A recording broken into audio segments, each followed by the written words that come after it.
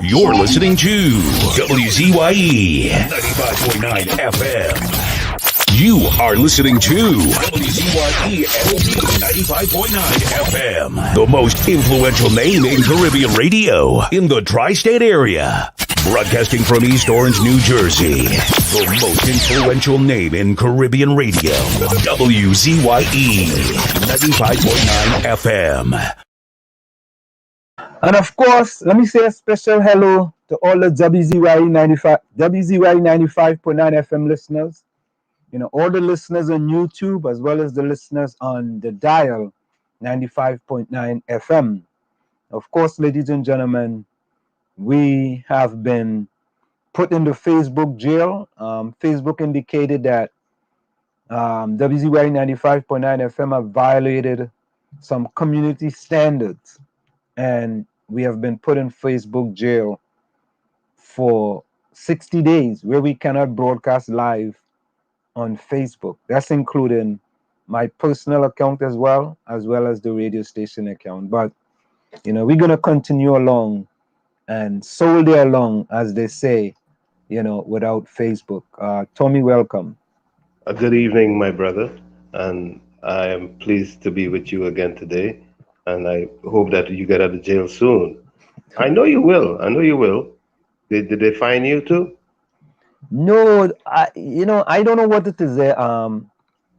Facebook indicated that WZYE violated some community standards with respect to a program I think we did last week, Saturday.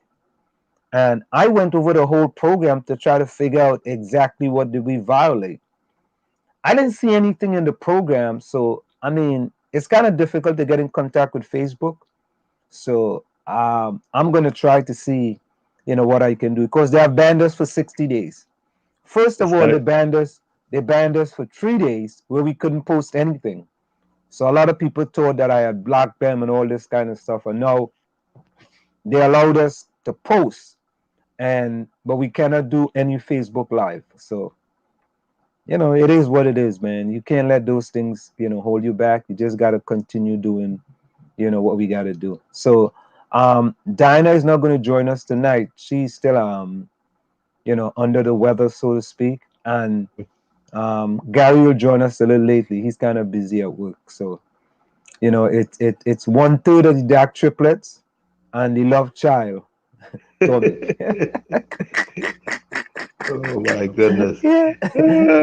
You know, but I wish this storm a speedy recovery. Especially the eye of the storm is the most important part of it. So we hope to get that sorted out quickly. Yes.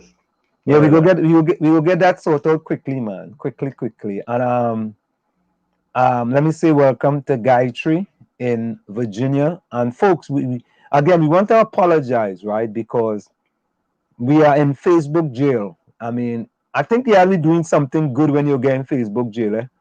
Correct. If you ain't doing nothing good, you don't end up in Facebook jail. So I don't know. I guess let's say we violated some community standards, Tommy. So I don't know what community standards we violate. I don't know if somebody sent something to Facebook and said that we did something, but I mean, you know, it is what it is. At least if you know, you wouldn't do it again. But to just give you some arbitrary reason and not specify what was the violation, it's something that puts you in a precarious position. You just don't know if you would do it again because you don't know what it is that you done wrong. And you're so right, because what I did, I went back over the whole program to see if maybe something we did, maybe we did we did a song, or we did something, or they said something with individuals who are a danger. I mean, we didn't interview anybody who was a danger to any society. You know what I mean? And that was the interview with the Soca Warriors coach, and I don't think we had anybody else on that night, but you know, that was it, man. And you know, we end up in Facebook jail, but it is what it is. You know, we're gonna soldier along, Tommy, and yes, you know, we're gonna keep it moving. Yes, but Tommy, indeed. some quick breaking news out of Florida. We had Yes. a Florida building collapse. Yes, yes. You know, and 3 dead and many as 99 are missing. I mean, when you look at that picture, boy, like one side of the building collapsed, you know. Yeah, they say that 55 units Yeah, collapsed. man. That's kind of crazy, man. You know, I mean, you're sleeping, and next thing you know, and when they say collapse, I thought the thing had fall down. You know, it seemed like if things just fall apart inside the apartment, and some of the structures are intact, and some of them is it. I mean, it's strange phenomenon happening these days, but strange phenomenon Wow. happening these days. Yeah, it's just unbelievable, Yes, unbelievable. yes, You know, but indeed. yeah, that's one of the latest stories. And now, Tommy, I wanted to put this up here. This is an article in the papers today. Government can't explain blame in car's failure.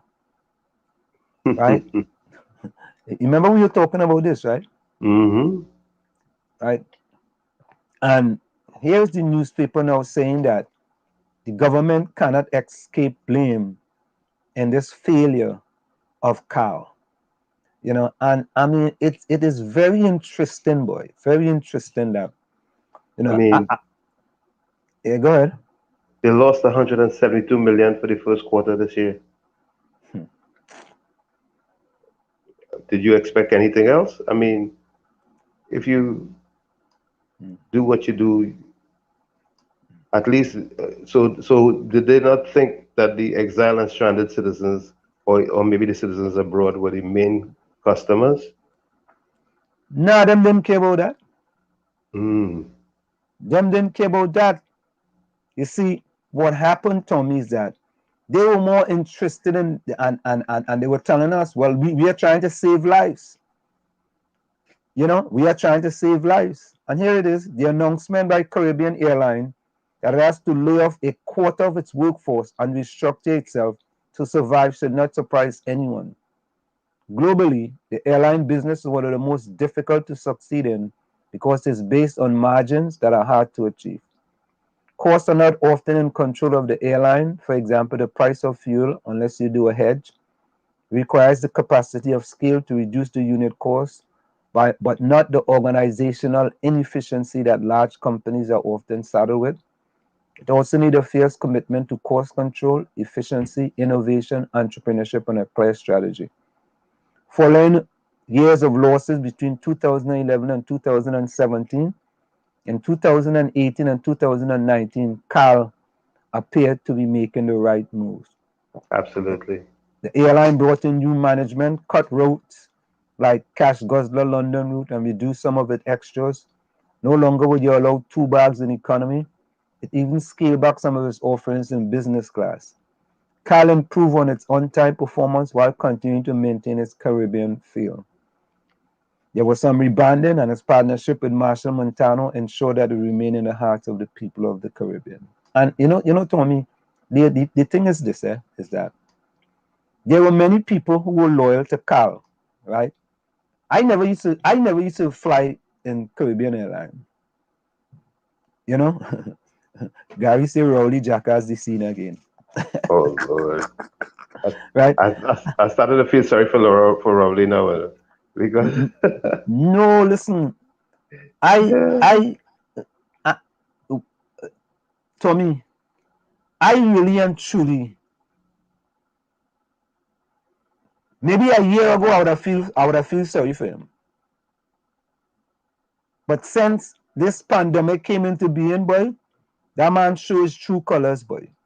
He really Yeah. shows his true colors, right? He showed his true colors. Now we have Carl. We have Carl, right?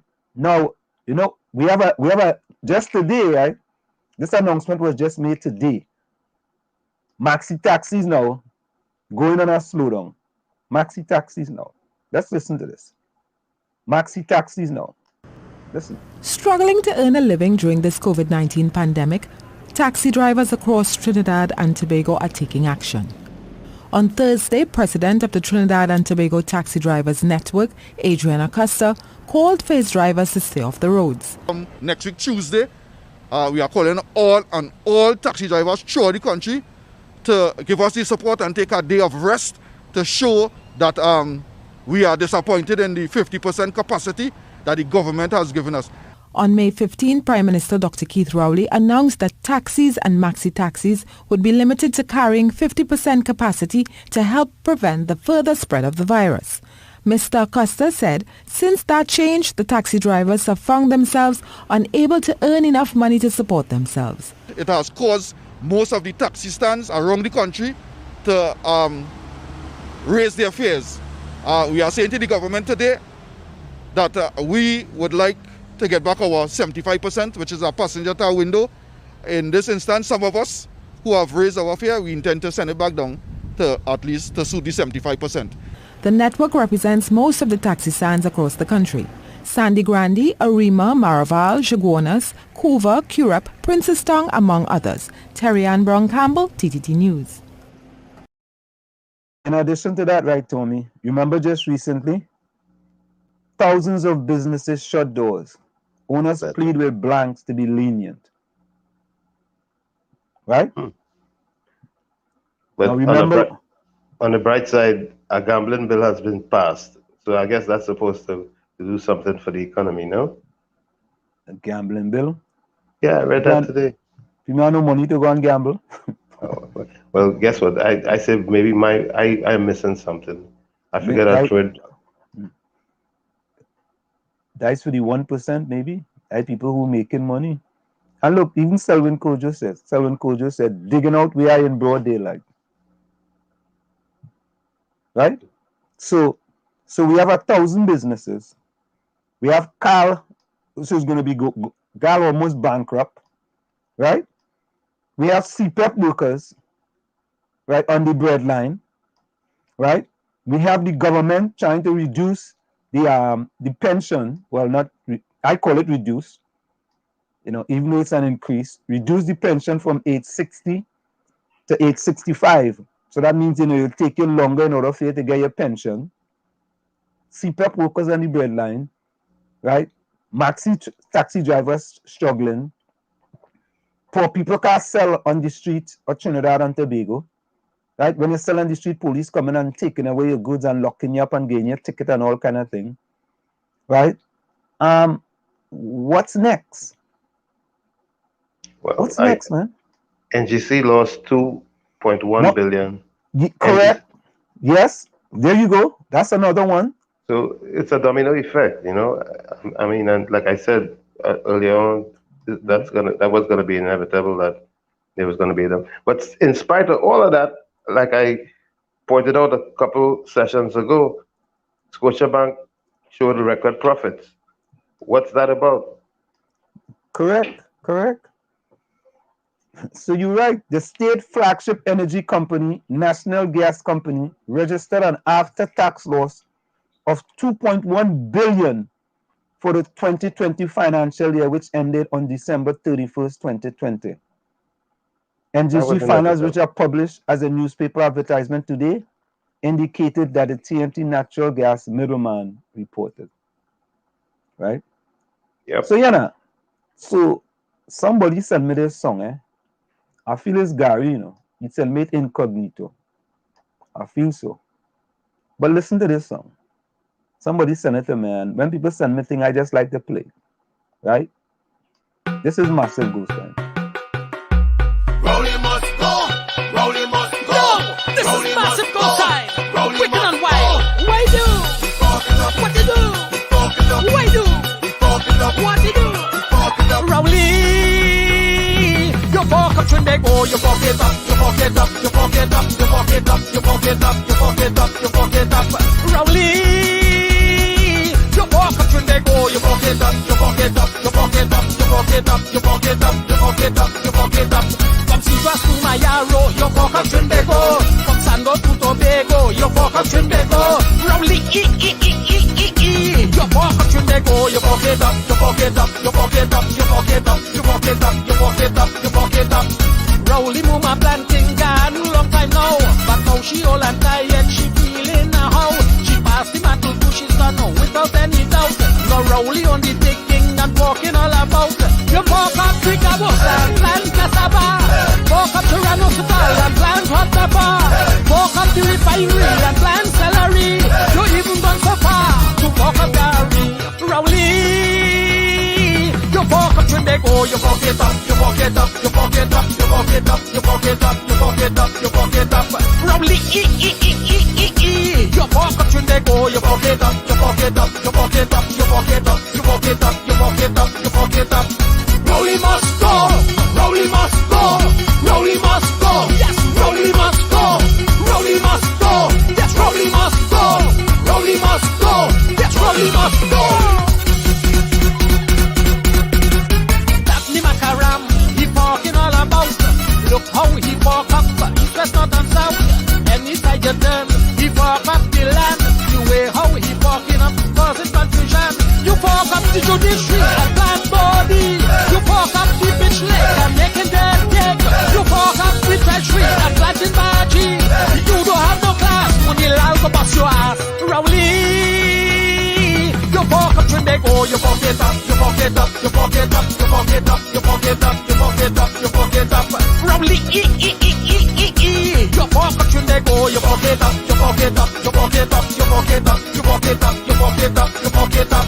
Rowley must go, Rowley must go, Rowley must go, yes, Rowley must go, Rowley must go, yes, Rowley must go, Rowley must go, yes, Rowley must go. Like he have a plan to fuck up the Indians. Like this man crazy, he want to fuck up all our we. It is very sad to Rowley like he mad. He fucking up at will like he mentally ill.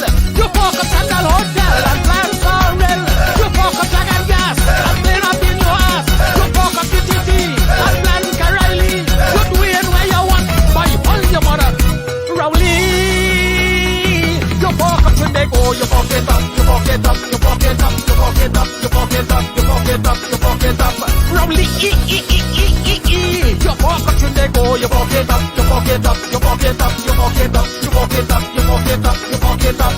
Rowley must go, Rowley must go, Rowley must go, yes, Rowley must go, Rowley must go, yes, Rowley must go, Rowley must go, yes, Rowley must go.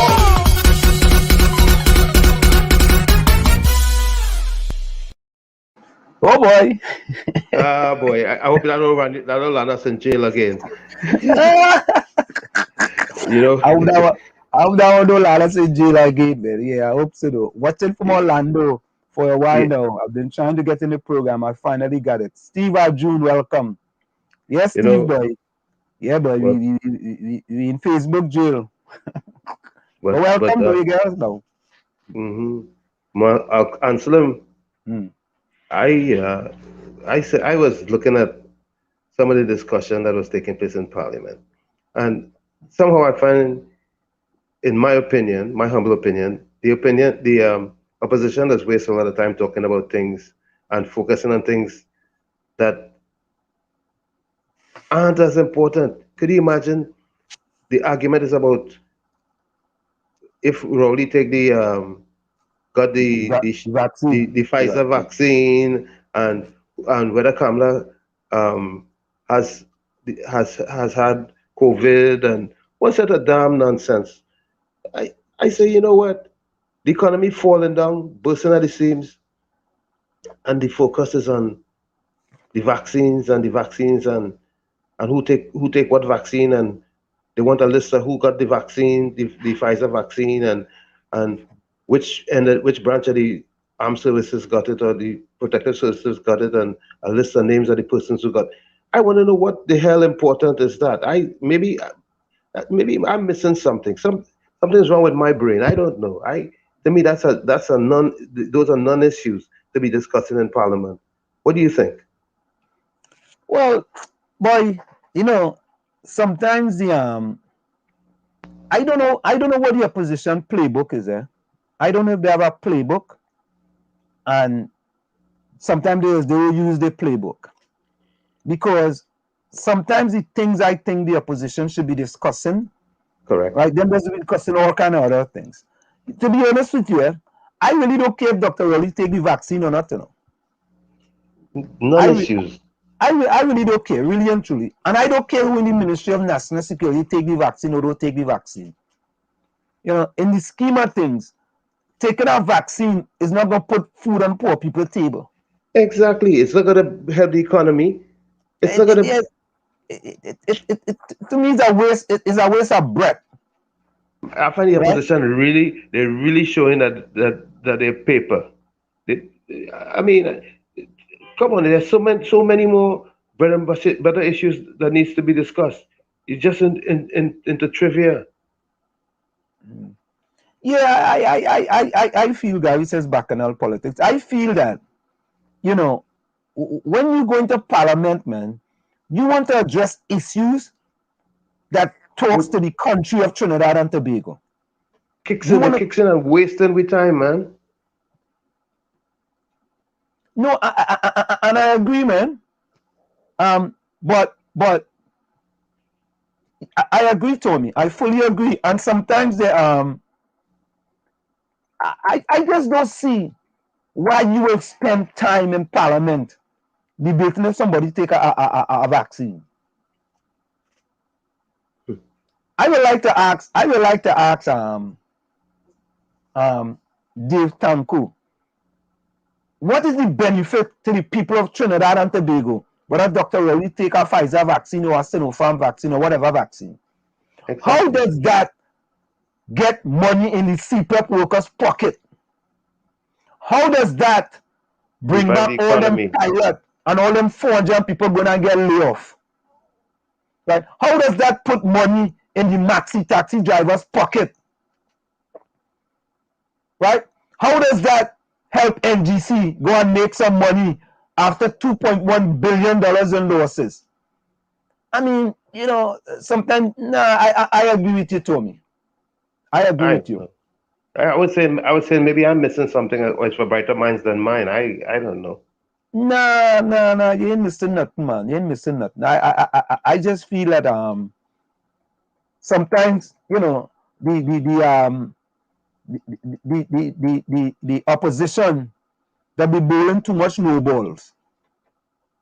I'm putting in a cricket term. People go on there. They're bowling too much low ball. Okay. You know? And sometimes it seems like they lose focus. You know? But anyway, I was also reading today, in spite of all of this, Jamaica tourism is thriving despite the COVID. Oh, thriving. That's what, yeah. So, Tommy, let me bring Explainer in. So Explainer could explain this thing to we in what they're doing in Parliament. Let me get Explainer. Explainer, come and you tell them. Let me hear what them people that be doing in Parliament. Wasting with time. Yeah. Go ahead, Explainer. You tell them. Oh, yeah.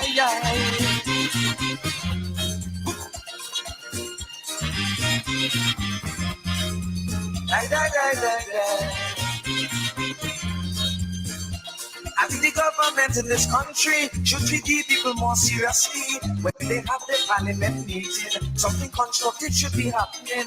I visit them one evening in the parliament meeting. But what I see happening? Like these people high over cocaine. Why is the speaker speaking? In Parliament, the Dixon. Eric with a newspaper reading. In Parliament, the Dixon. They want to stop old people from driving. In Parliament, the Dixon. Get the long say joke they're making. In Parliament, the Dixon. Dixon all the time. Blowing everybody's mind. Dixon all the time. Blowing everybody's mind. I know this country has problems, and there's nobody to solve them. The opposition making bros, so the big boys could play in the house. We can't get lights, neither water. Look at the situation with Wassa. They only making confusion, billing calls for horses to run. Why is the speaker speaking? In Parliament, the Kingston. Murray with Tobago flag flying. In Parliament, the Kingston. Sean Pan, they always arguing. In Parliament. cause for horse racing. In Parliament, the Vixen all the time. Blowing everybody mind. The Vixen all the time. Blowing everybody mind. Food stop and a shortage daily. Business places flooding in the city. Before they watch this thing seriously, the whole thing is a comedy. Ridiculed and the party giving, and all of the members laughing. Whilst they having a good time, big action we royal behind. Whilst the speaker speaking, in Parliament the Vixen, moving making sweet I go sell well. In Parliament the Vixen, so much of dirty water we drinking. In Parliament the Vixen, we have a telephone and it's a walking. In Parliament the Vixen, the preparing for election coming. In Parliament the Vixen, so he put a cabinet in the kitchen. In Parliament the Vixen, every day sicky playing. In Parliament the Vixen, nothing in the country walking. In Parliament the Vixen, Mr. Speaker, sir, in Parliament, I really admire the behavior of the opposition. Shah and Pande, they are always fighting among each other. I believe they are really great lovers of themselves.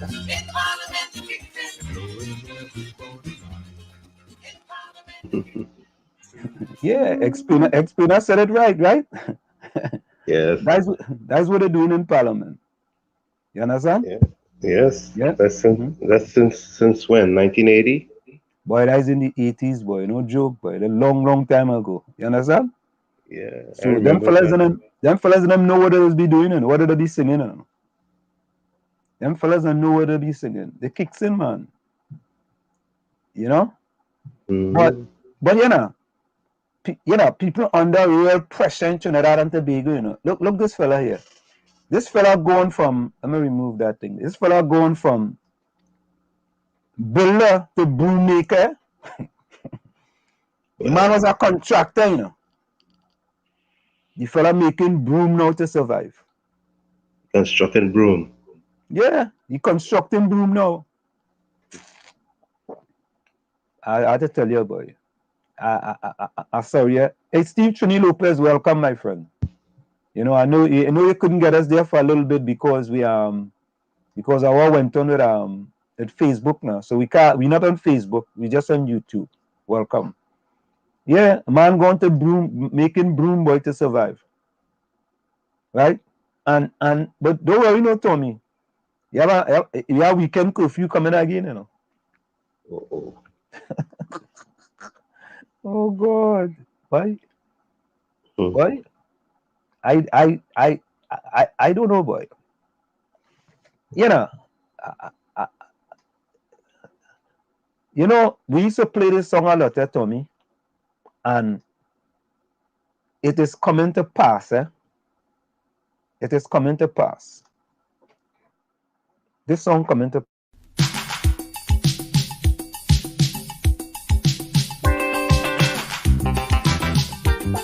Oh yes.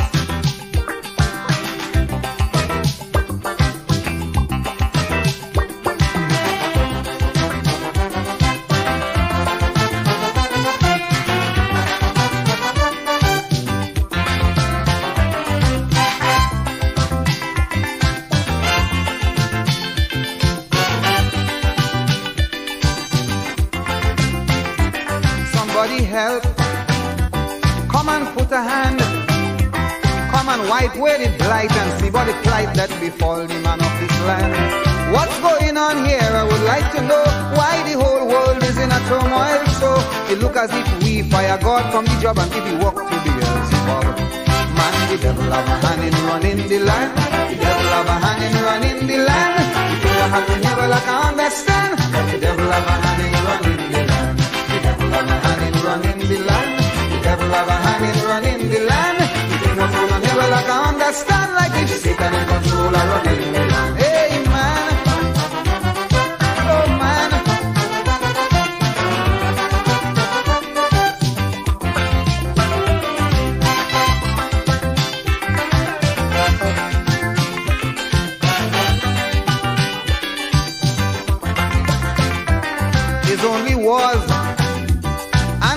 of wars. Incurable disease go from sea to seas and they happen without a cause. Strange phenomena now happen everywhere. The callousness of this world have the world in fear. Politics and weaponry have taken its toll. They have the whole world out of control. Man, the devil have a hand in running the land. The devil have a hand in running the land. It ain't not happening here, well I can understand like it. Oh, yes man. The devil have a hand in running the land. The devil have a hand in running the land. It ain't not going on here, well I can understand like it. Satan in control of running the land. Oh man. I don't know about Tommy, but yeah, but there are so many issues going on that sometimes, Anselm, I want to talk about things and I just got to hold back. But nah, man, you gotta talk, man. You gotta lay it out, man. You know, You gotta lay it out. in Trinidad, not just Trinidad, in the world, we have some issues going on with my people. When I say my people, I mean people of African descent. That we have to in order for us to love other people, we have to learn how to love ourselves and love each other. And unless we can do that, we cannot love other people. There's a senior gentleman who has now become an ancestor. His name is Richard Cross. I don't know if you know that name. That's, you know, Casper. Remember Casper? From New Jersey, yeah? Yeah, his father. He used to run with you guys. He used to run, as a matter of fact, he used to run at Essex. Yeah. Remember that name? I remember that name. Yeah, Richardson.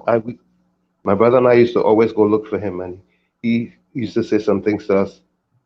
Anyway, God rest his soul, because he's now an ancestor, like I said. He used to say to me, I worked at Texaco for many years, and I used to go to the Chinese man every lunchtime to buy lunch. He used to say to me, Richie, I'm going to sanitize it. He used to say, Richie, who like negro? But he didn't say that. He didn't say negro. He used the other term. Yeah, I know. Richie, who like negro?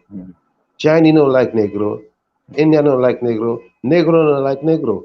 Richie, who like negro? And it's true.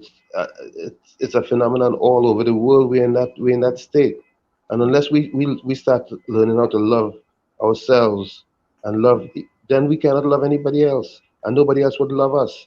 So we between a rock and a hard place. We gotta fix ourselves and fix our house. Charity begins at home. And when you really think about the way we treat with each other, it's really problematic. And it has to stop. We have to pull ourselves up. We have to realize that we are our own worst enemies. That worries me. You know, I'm not just. I know I don't call myself a love child in joke, because I really want us to get our act together, and we have to work harder on resolving these issues that keep us fighting with each other. Don't want to see one rise up. Don't want to listen to your brother. Don't want to take advice from your brother. You don't want to do the right thing. I don't know.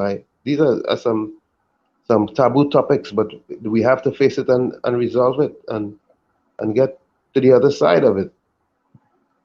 You know, I guess when we started this fight here for exile and stranded citizens, right, that got me blackballed by many PNM social media groups, and I never post anything contrary in those groups, right? And then we get to the go along, get along PNM gang, right? And I just ask the go along, get along PNM gang, right? I just ask them, where you guys talk about the economic development, the economic empowerment, the economic inclusion, and access to capital for Black people and Black businesses in Trinidad and Tobago. Where do they even talk about that for like 5 minutes on any of their programs, right? When all the ministers coming on their program, how come they don't address those subject, man? You know, told me one time, one of them who called me, and he wanted me to come on the program, right? He wanted me to talk about What is that? JB say, I'll fear people. What does that mean, JB? I don't know what that means. Alafia. You know what that means, Tony? Alafia. Yeah, I'm going to put it up on the thing. I don't know what that means. Well, Dr. Claude Anderson says a race that's taught to hate itself and love the world will become its own oppressor. Right? I don't know what that means. Yeah. So, you know, when I ask these questions, you want the people from the Go Along Get Along P&M gang at least one time, boy, or at least for 5 minutes on your program. Oh, I was saying, the person asked me to come on their program, right, to talk about what's happening in Washington. And I told the person, I said, boss, I live in America. I really not that interested in what's happening in Washington, you know. I'm interested in what happened with the exiled and stranded citizens. If you bring me on and I could talk about that, fine. He says, well, I don't really want to talk about that, you know. I said, well, boss, me coming on to talk about what happened in Washington. He said, all right, you could come on, right? We go talk about that, and then you could slip in that part with the exiled and stranded citizen, right? He never called me, right?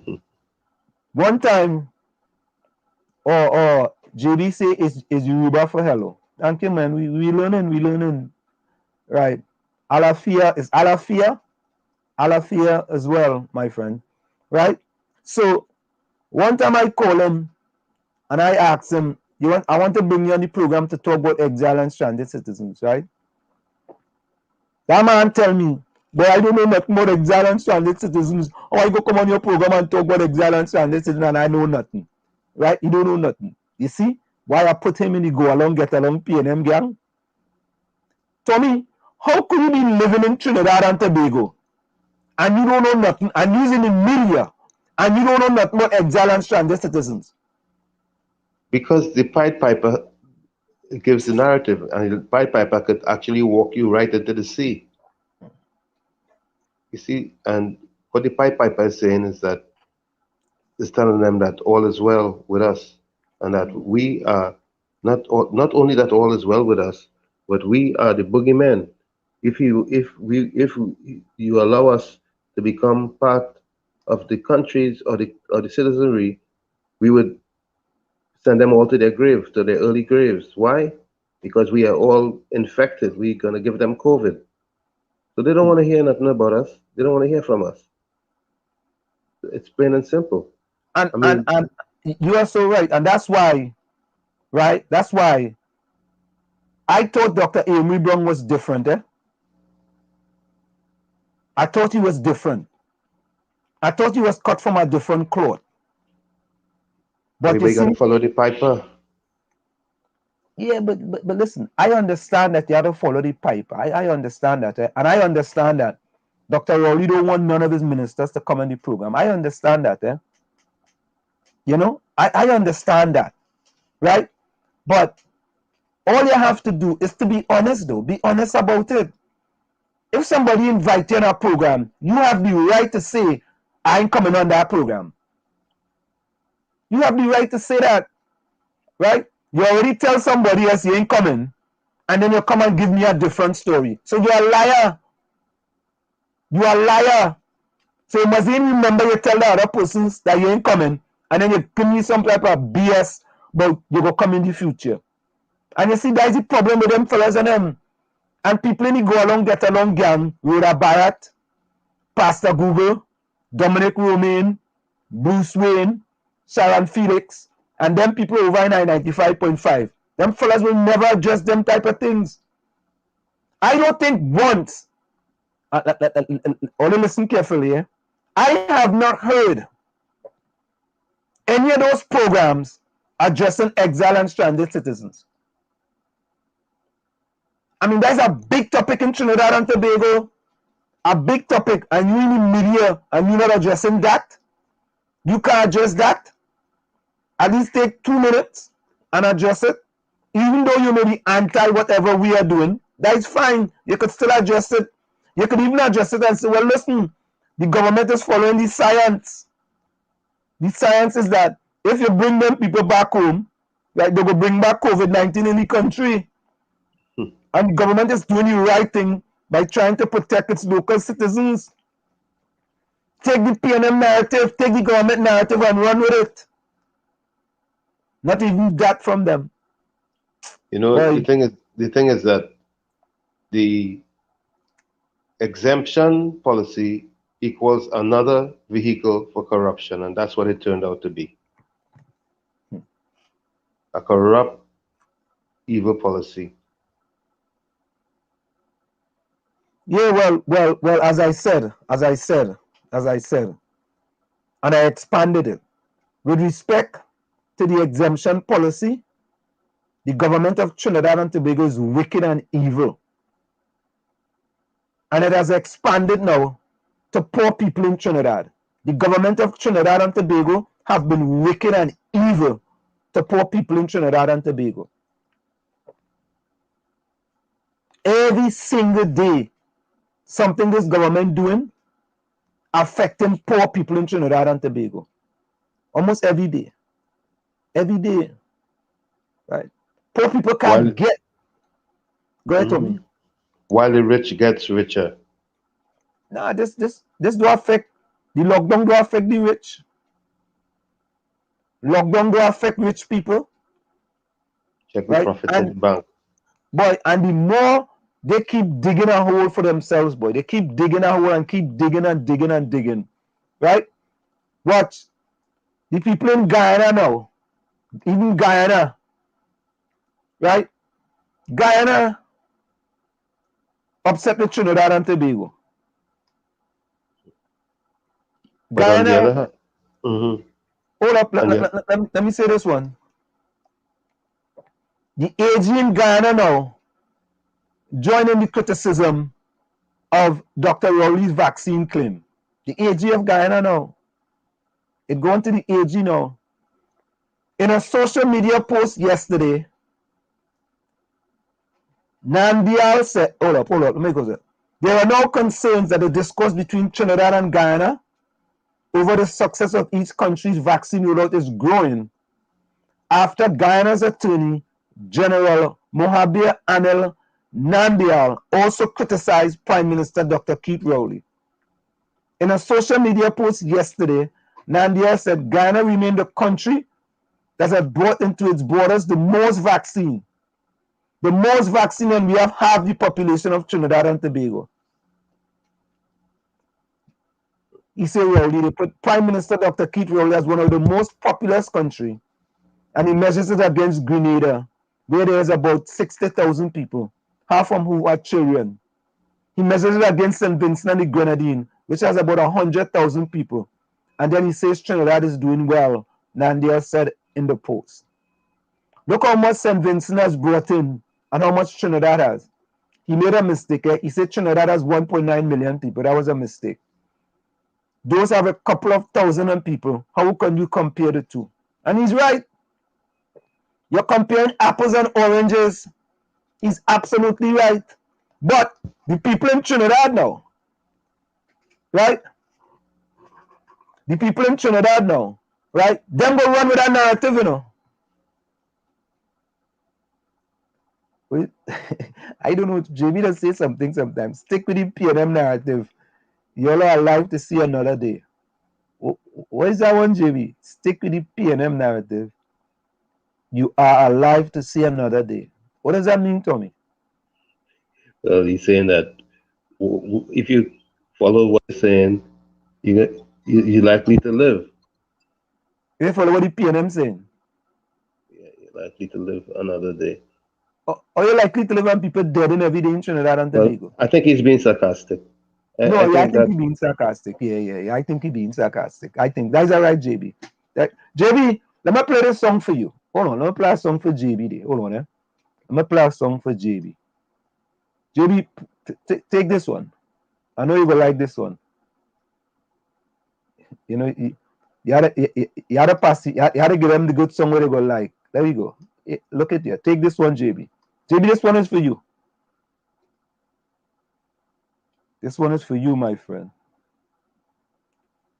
Hold on, Yeah, boy.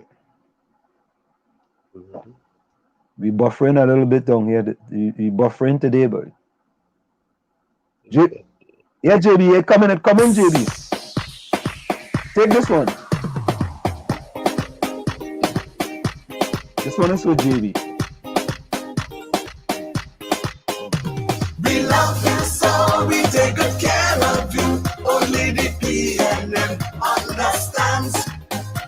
We love you so, we take good care of you. Only the PNM has a plan. In service to the people, stable and strong. One leader, one party, you can depend on. PNM has a vision, PNM has a plan. We take good care of you, PNM understands. We love you so, we take good care of you. Only the PNM understands. We love you so, we take good care of you. Only the PNM has a plan. TT card for groceries, medicine for free, houses to live in, gas subsidy, free education, ABC to PhD, hot meals in schools, your child is free. We love you so, we take good care of you. Only the PNM understands. We love you so, we take good care of you. Only the PNM has a plan. PNM's got the love, love, love, love. PNM understands. PNM's got the love, love, love, love. PNM has the plan. PNM's got the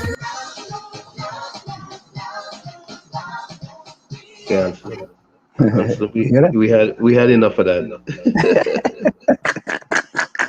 Boy, PNM love all the too bad, boy.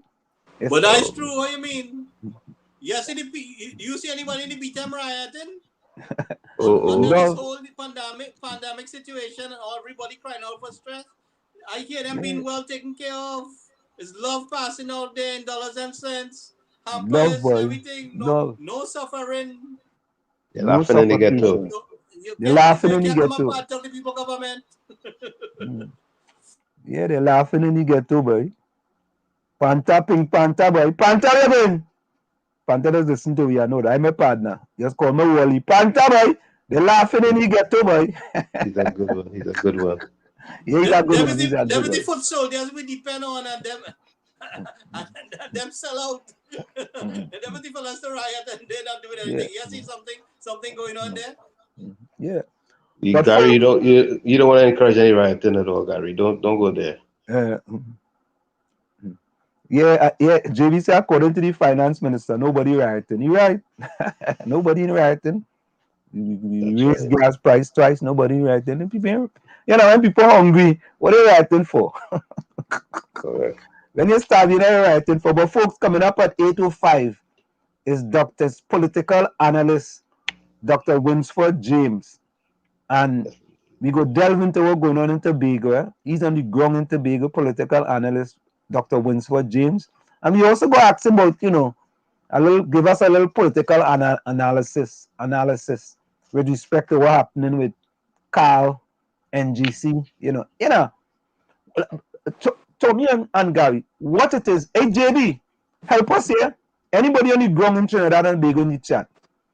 Tell us something positive happening with corporations in Trinidad and Tobago. Yeah. Tommy, you said that bank made how much money? How much money that bank made? That bank made what's of money, right? Absolutely. So that's something positive, but I for rich people. What about poor people? Tell me something that poor people benefiting from in the past 6 months. The majority of us is poor people in Trinidad and Tobago. We're not big shots. We might be, we have made a little living, but we came from poor background, the majority of us. So, I mean,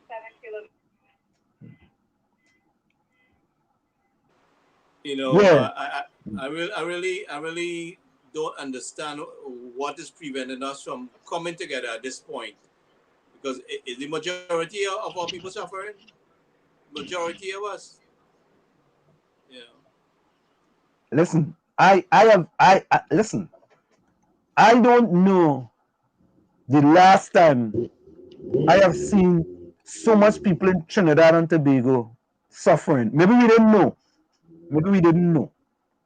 But it seemed every single day in Trinidad and Tobago, somebody under real pressure. People under real pressure. And there's more pressure.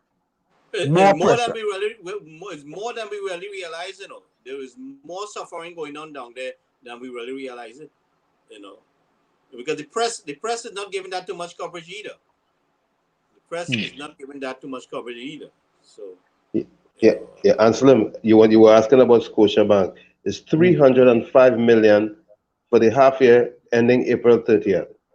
Profit, and that's after taxes, huh? They're making that much, and NGC lost 2.1 billion in the year ended 2020. And Cal had to lay off 450 workers, and they lost hundreds of millions too. 172 million for the first quarter. Can you imagine that? Right? And when people had said to the government of Trinidad and Tobago, all you have to open back all your borders for the economy. This is about economics. This is about economics, right?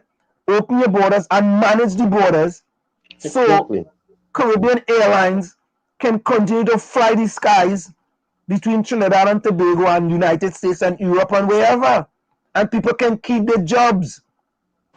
But answer, they ain't allowing Caribbean Airlines to come and get our people.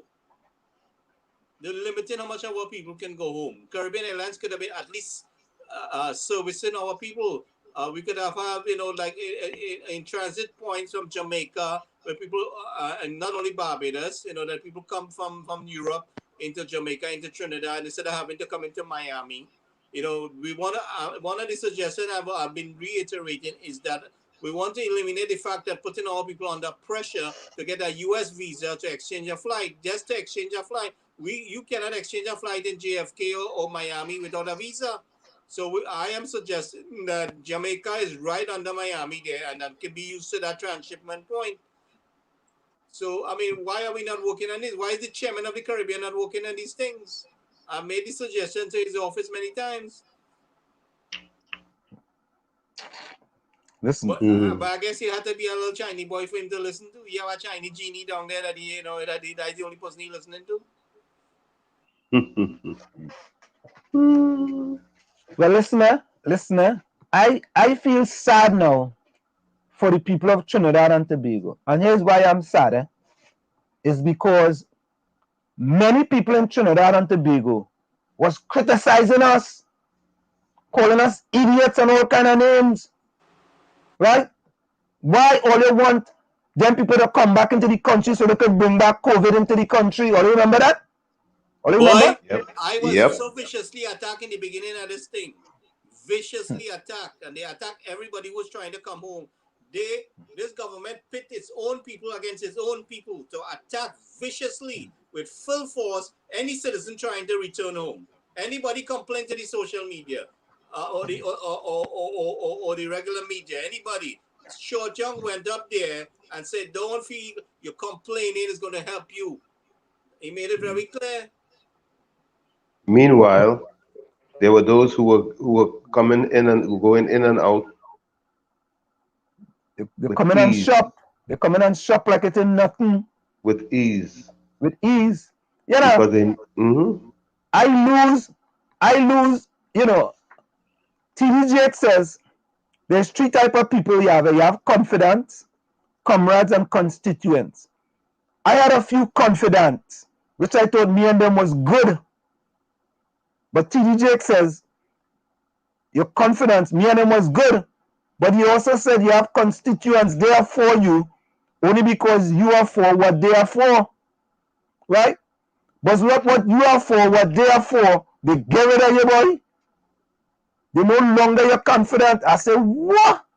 I lose PNM friends because of this exile and stranded citizen situation that I took a stand for. Right? Because that's not what they are for. And I am for that. So they can't be my friend if I am for that and they are against that. Boy, some of them was saying that it was only UNC people outside there and let them suffer. They didn't know there was people from their own neighborhoods. That was dotish talk. That was just dotish talk. PNM people had to start to wake up and be honest with themselves, and start to smell the coffee, right? Smell the coffee from the tea.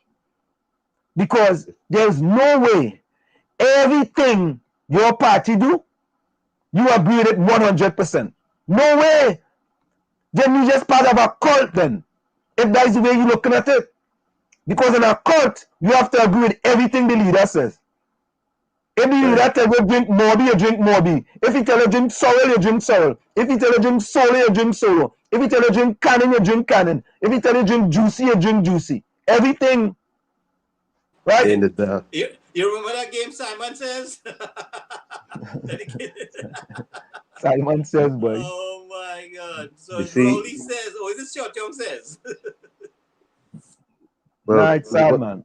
Don't tell me all that talk. Let's go. It's folks, it's In the Village with the Dark Triplets and WZYE 95.9 FM.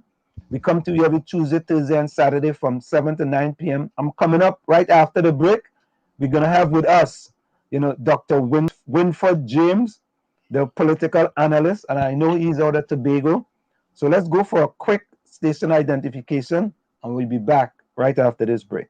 Stick and stay, don't go nowhere. We'll be right back. You're listening to WZYE 95.9 FM. You are listening to WZYE 95.9 FM, the most influential name in Caribbean radio in the tri-state area. Broadcasting from East Orange, New Jersey, the most influential name in Caribbean radio, WZYE 95.9 FM.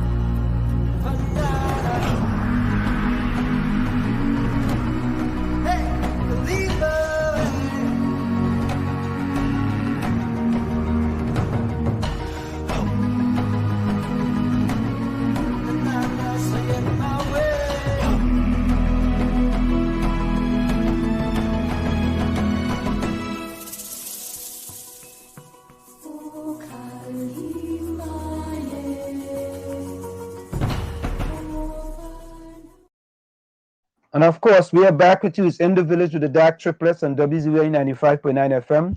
We come to you every Tuesday, Thursday, and Saturday from 7 to 9 p.m.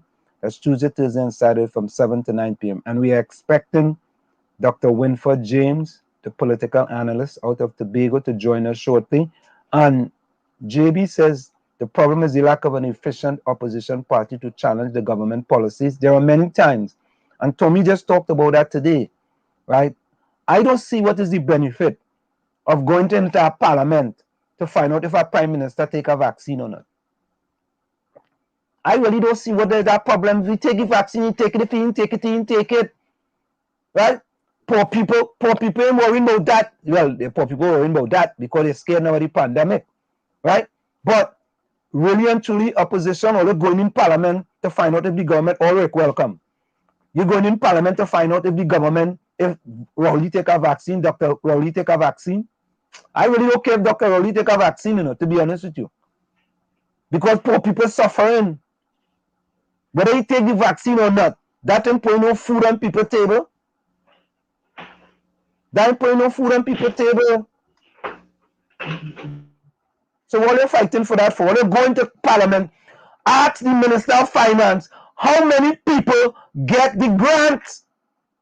They're telling me 30,000 people apply. How many of those 30,000 people have gotten a grant? Show us the list. I want to let you talk about that.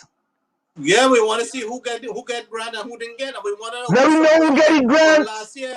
From last year. Ask them that. Ask for a list. Ask them where spend all the money from COVID-19.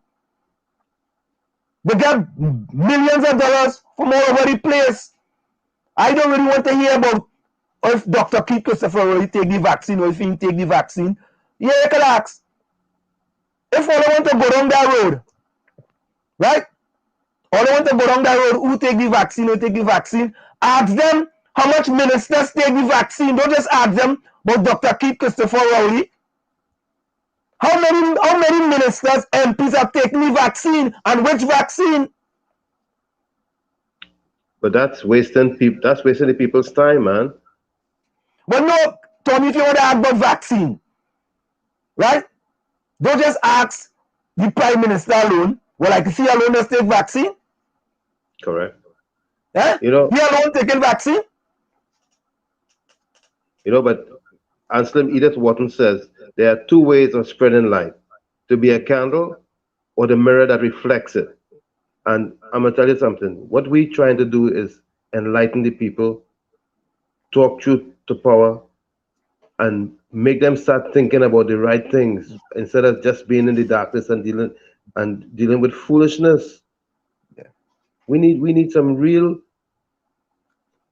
focus on the part of the citizenry, because everybody's out of focus. Listen, I want to know how much people from CPEP get a grant so far. Exactly. I want to know that. Me, I don't want to know if Dr. Oli take a vaccine or not. How much people in the 30,000 people that were sent home, how much of them get grants so far? I want to know. JBC answer for opposition. I don't want to join you UNC for as opposition leader. What kind of thing? You send him in the UNC? You say answer for opposition leader. Gary, like you want me to come with you, boy. And JB, you yeah. How much people get grant from CPEP, the 30,000 CPEP workers? That's what I want to know. Not only that, but all them people who water they cut off, how many of them people was commercial businesses they cut off? Because in Trinidad and Tobago, the commercial businesses all some more of them poor people. But I want to see poor people lining up. How much people pool being supplied with water while people can't get water to drink? Okay. Yeah. there's so many issues to talk about, you know. Yeah. Wasa getting people more. Tell them Wasa, or let's stop getting people more. You know. Oh, you know, a fella raised a point there. You know, this was a good one, eh? This was a good one. I wonder if I have it here, boy. I know I have it here somewhere. I will look for it. Rodney Charles. Let me go solo there, all. Let me go solo. Rodney Charles, you raised a very valid point that I was silent on it. I ain't gonna lie all there.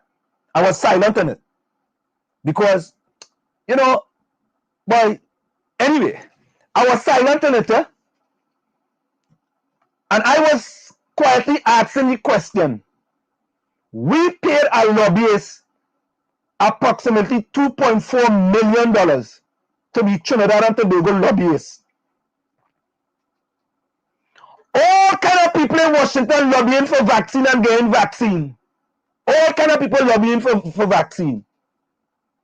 Why the hell Trinidad and Tobago pay our lobbyists $2.4 million and we carry our vaccine from the United States of America? What is that one? Rodney Charles. I see Rodney Charles raised that in Parliament. That was a good one, Rodney. That was a good one. Why the hell Trinidad and Tobago paying $2.4 million for our lobbyists and he can't get 5 vaccines for the country? Yeah, only pay me that $2.4 million and I guarantee you, Trinidad and Tobago get some vaccine. What we paying our lobbyists for? Trinidad and Tobago get more than that. Get more than that, not just vaccine. But Gary, Anthony, what we paying our lobbyists for? $2.4 2.4 million US. I will do the job. You can get a vaccine. And that's US. I will do the job for free. US. I could get vaccine for Trinidad and Tobago. That sounds like a corrupt move there to me. Dr. Christopher Rowley, what is the purpose of the lobbyists in Washington where you all pay 2.4 million? What is the purpose? Give us opposition. Again, on the next question. Oh God, I tried to give you a question. Dave, take this question. Dave in Parliament, right, Gary? I don't know if he's there today. All right, I see Winford James in the back. Let me finish up. Listen, ask the government of Trinidad and Tobago, what is the return on the investment, the ROI, the return on the investment for the $2.4 million they pay the lobbyists? Give us an itemized list of all the things the lobbyists have done for the government of Trinidad and Tobago. We want to know that. That is taxpayers' money. 2.4 million. We want to know that. Omega, next question. So, folks, let's quickly go here. We have Dr. Winford James. Dr. Winford James. Welcome. How are you doing? I am doing fantastic, sir. Welcome to In the Village with the Dark Triplets on WZYE 95.9 FM. We have with us Tony, and we have with us Gary as well. We are really happy that a person of your stature could join us here in the Village with the Dark Triplets. Well, it's my first time, and I'm happy to be here. Yeah, welcome, Doc. Thank you so very kindly, sir. Thank you very much. Welcome, Dr. James. It's good to get some response from Tobago. We are very concerned about what's taking place in the entire country, but there's some deep concern about the people in Tobago as to how they're being treated, and we would like to have them to have a little more liberation in moving forward in life instead of being. My point of view is that it seems to me that Tobago is being suppressed by the central government. That is in my point of view. And you could enlighten us better on that. But whenever you guys are ready. Well, ready? Yeah, Dr. James, before you start, right, I wanted to listen to something that was stated by Assemblyman Joel Jack, and then you can give us your comments on that. Here it is. Here we go. First and foremost, and as Secretary of Finance and Deputy Chief Secretary, let me say that I am excited with the current document that is before us. I think it's a document that really improves and enhances and gives greater autonomy to the people of Tobago. We have an increased provision whereby we have moved from the band 4.03 to 6.9 to a floor or minimum of 6.8% of the national budget. Okay. So, Dr. James, what is your comment? Well, Mr. Jack is probably misleading himself. On the one hand, he's saying that Tobago, the bills are granting Tobago greater autonomy, right?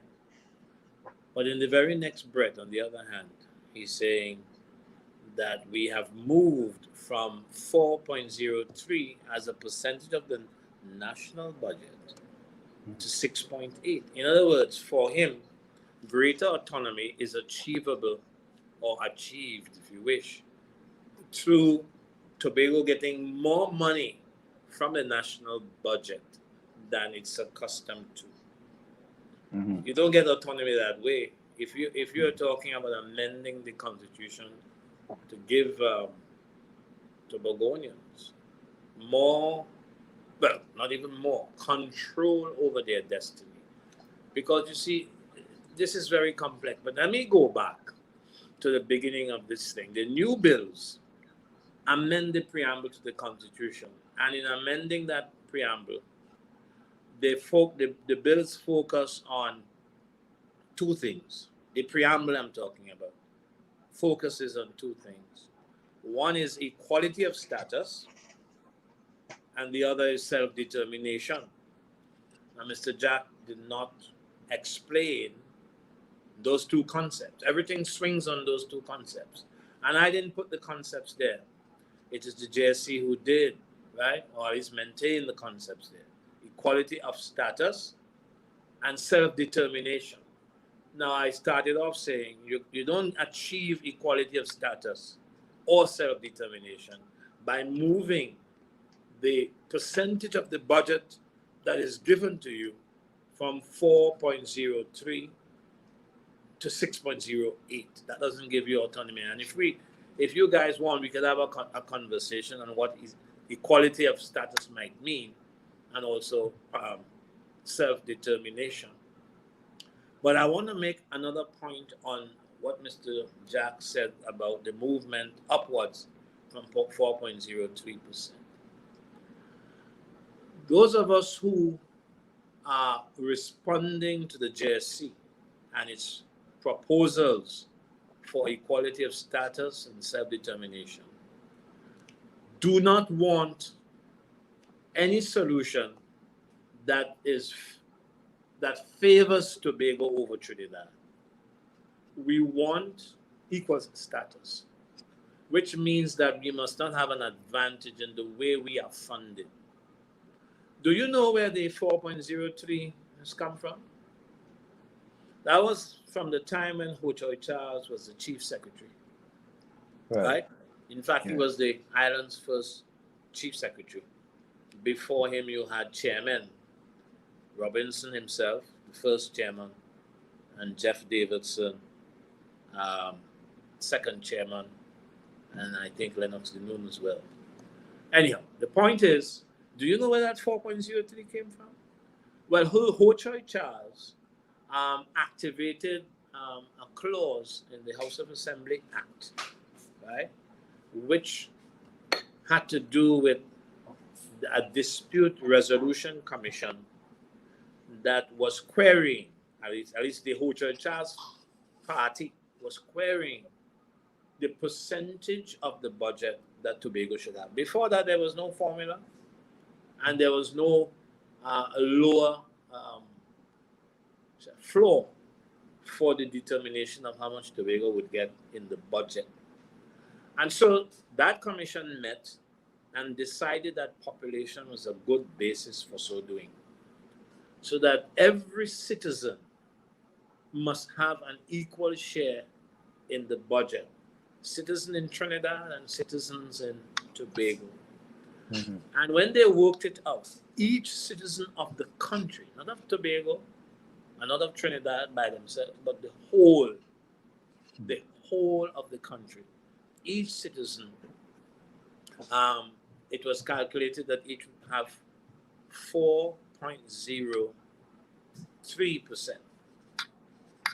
And therefore, so each citizen was calculated at 4.3%, 4.03%. Yes, for each citizen in the country. Right. And that 4.03% was used to determine how much Tobago would have from the budget, so that the rest of the budget, actually it was a range, as Joel said, but the bottom line was 4.03. Tobago got that, and that was fair population-wise. Mm-hmm. Okay? Right. The rest of the budget went to Trinidad. So we are talking about over 95% of the budget went to Trinidad. But you see, we're using a dispassionate formula. Nothing emotional about this, right? Per capita population, right? So if you calculate each person, right, to have a share of 4.03, then you have to use that, if you're using population, use that calculation to determine how much money Tobago would have from the budget, okay? Now, what the new bills are proposing is an increase of that. Now, of course, the population has grown over time. That was, 𝗪𝗪𝗘𝗧𝗦 was in the 1990s. and the population has gone up, and now it's about 5%. Right? It's more than 4.03. It's about 5%. And even so, that would be fair because you have to use, as I said, at this passionate basis. And so the new bills are proposing, they are proposing 6.08 for Tobago. Where that figure has come from is anybody's guess. The choice of that percentage does not follow any economic principle that I'm aware of. What I know, Dr. James, where do you think that number comes from? Where do you think that number comes from? They plucked it from the air. I don't know. It must have been in the air. I don't know your voices yet, so I can't distinguish between one that's person okay. and the other. That's So okay. I can't say who's talking. No, that's all right. Great. So you don't. Yeah. Yeah. So that number, right? The government haven't come to Tobago and says this is how we came up with this new number. No, I'm not aware that they answered that question. What I was going on to say is that 6.08 is patently unfair to the Trinidadian citizen because you're giving the Tobago citizen some 2-point-something% more than each Trinidadian will get based on the population criteria. You got the point there? Yeah. So what do you think is the right number? What do you think is the right number? No, there's no right number. What you need to do, and we're going to discuss that tonight, what we need to do is to use a combination of per capita of population and, of course, the developmental wealth, the resources for development that the country has. And I don't mean Tobago only when I talk about the country. I mean the whole country. So we will come to that. But first of all, we have to take this thing slowly because these ideas are very complex. So that we are talking about how you fund the budget. Rather than putting a particular percentage in the Constitution, we prefer that a formula is put, like the formula I just presented to you guys there, the formula in relation to 4.03. And that 4.03 we are proposing, it is not 4.03, it is the formula of our population here, the share of the population that each citizen should have. You with me there, right? Yes. So you put that formula in the Constitution, and over time, it's going to be a dynamic business. Over time, the exact percentage will change. Okay? Now, so I was saying a mixture of that formula and a formula still to be worked out of what Tobago's contribution to the national wealth is. Right? And you take a percentage of that as well. And you say, well, look, based on your contribution to the wealth of the country, this is the percentage you should have for development purposes. And when you develop yourself, Tobago, you are developing the country in the process. So understand that what we are looking for, or people like me, are formulas for Tobago to be funded that are not exceptional to Tobago, that do not give Tobago an unfair advantage over our brothers and sisters in Trinidad. But in Dr. order James, to do that, sorry? I don't mean to cut you, but I heard the Prime Minister on Rise and Shine, Brother B, one morning, and he was saying that the monies, the resources of Tobago is already in that 4.03%, right? And if the resources whatever resources Tobago has, that's already in the budget. And if now Tobago wants that their own resources separately, he said that's double dipping. Oh, no, not at all. But I don't know. But apparently he doesn't know how the 4.03 was arrived at. Because the 4.03 had nothing to do with resources that Tobago had. As I explained to you, and as I said to you again, we have to take our time here.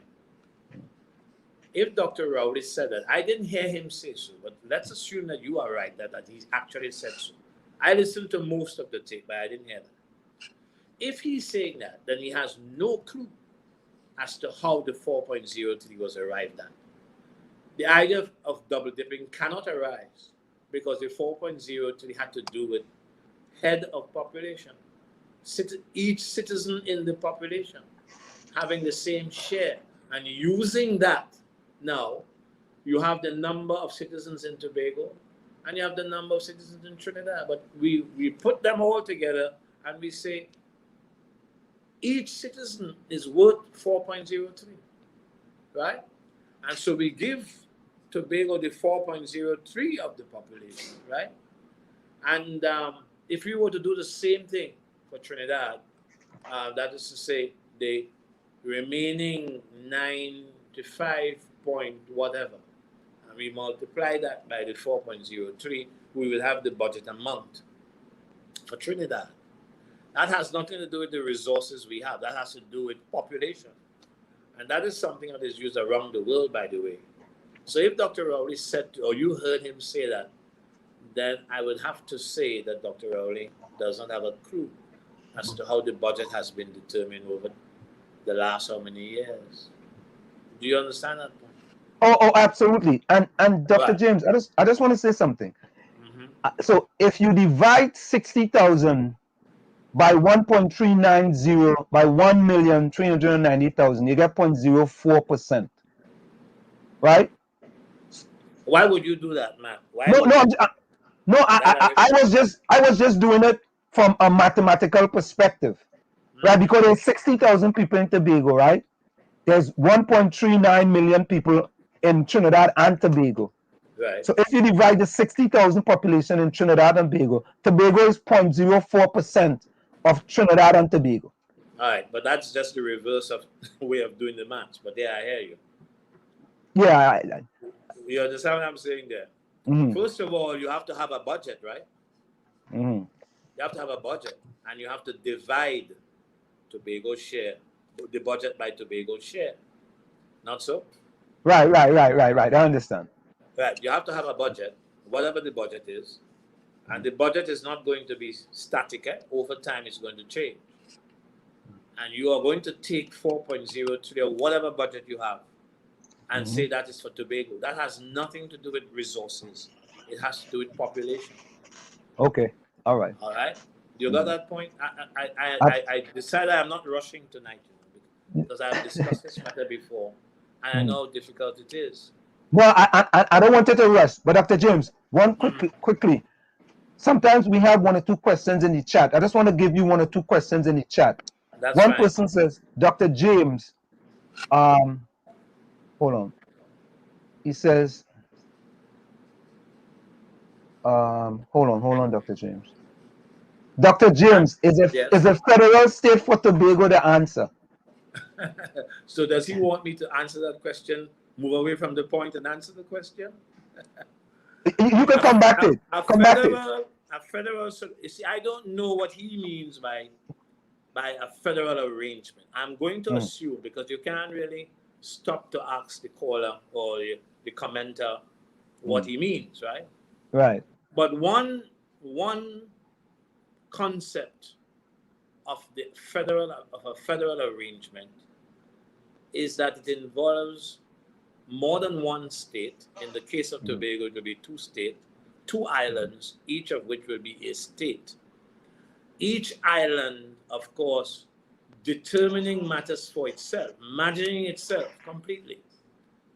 That is to say, Tobago managing itself, right, developing its own system of government, of representative government, and Trinidad doing the same. But because you want a federal arrangement, you have an umbrella, so to speak, central government or national government over the 2 states, dealing with matters that are common to both states. Some people say, well, that is a good solution. I know one of the persons from Trinidad who favors that idea is 𝗪𝗵𝘁𝗵𝗏. You know 𝗪𝗵𝘁𝗵𝗏, right? Yes. Right. He has said more than once that he likes a federal arrangement. But you can have a federal arrangement without having, without declaring that Tobago is one state and Trinidad is another state, right?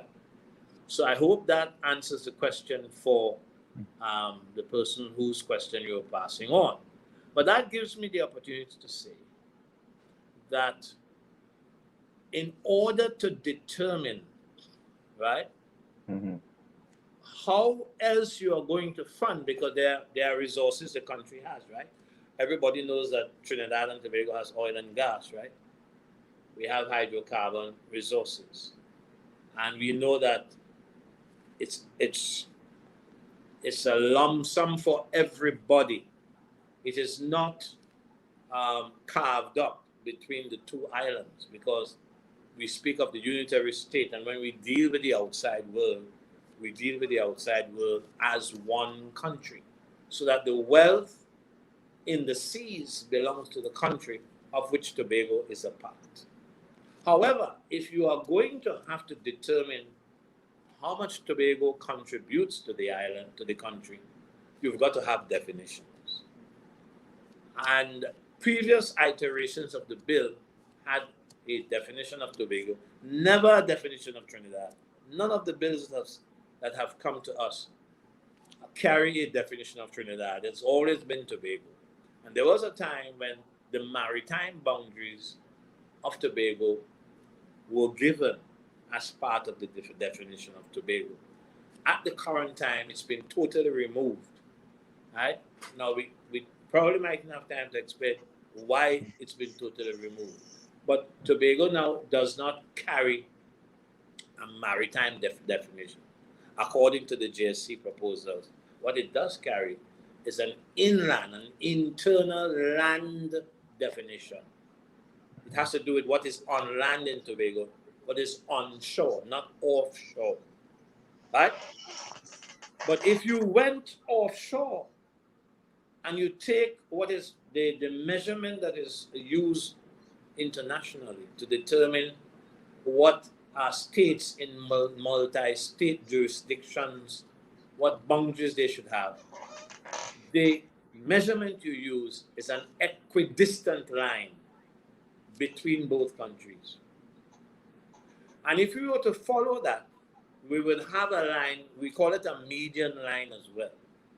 But if you were to follow that, you would have a line running between Trinidad and Tobago, and all that is south of the line will be Trinidad. The seas we are talking about, folks, and all that is north or northeast of that line will be Tobago. When you look at it that way, there are a lot of hydrocarbon resources north of the line.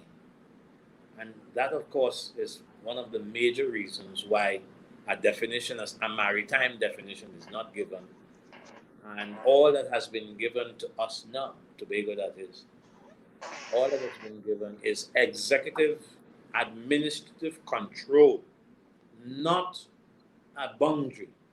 But the central government is saying, we will let you administer 11 miles from the low water mark in Tobago, 11 miles outward. But all you have is an administrative function. You don't have ownership. You are doing this on behalf of the cabinet and the parliament of Trinidad and Tobago. So I was coming to the point where you have resources that are in Tobago waters. If you are going to determine how much Tobago contributes to the development of the country, you are going to have a lot of resources north of the median line. And you calculate what that contribution is to the national wealth overall. And you say Tobago, in addition to the 4.03, and it's the same thing for the Trinidad as well. In addition to that, you are going to have this part of the developmental funding in the budget. When we have worked it out, it's come up to about 32%, with the remaining, of course, being Trinidad's. So that is the explanation of the need for definition. which, as I said, has been removed. It was there before, right? It was an insufficient definition, but it was there before. Gentlemen? So, Lady, Dr. James. there's a lady there as well. Isn't there a lady? Oh, she's not with us tonight. She's Okay. a little under the weather. But we have Tommy and we have Gary who is with us as well.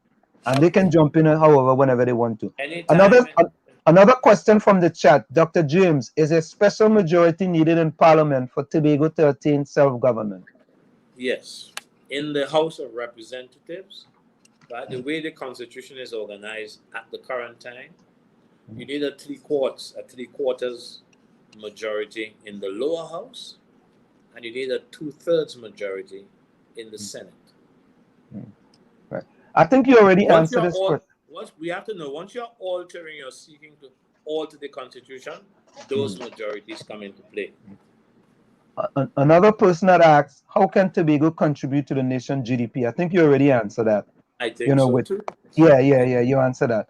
Now we have Albert Montano in Canada. He says, Dr. Winsford, does the THA ever audit the budget annually? We know we have an office in the country called Auditor General. Yeah. Well, the THA has to have its accounts ready for the Auditor General to audit. So every year, the Auditor General's office has to audit the budget and the finances of the THA, how much money they have received, the revenues, and how much they have spent, and so on and so on. And the Auditor General has been less than, shall we say, less than positive about what has been happening in the way we spend money in the country, in the island. Yeah, it has been quite unflattering, his or her comments.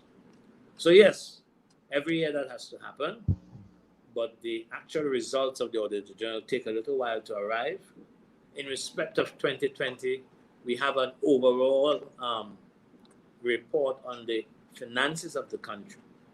We haven't had, I think the last audit of the Tobago finances in terms of a report being published came in 2016.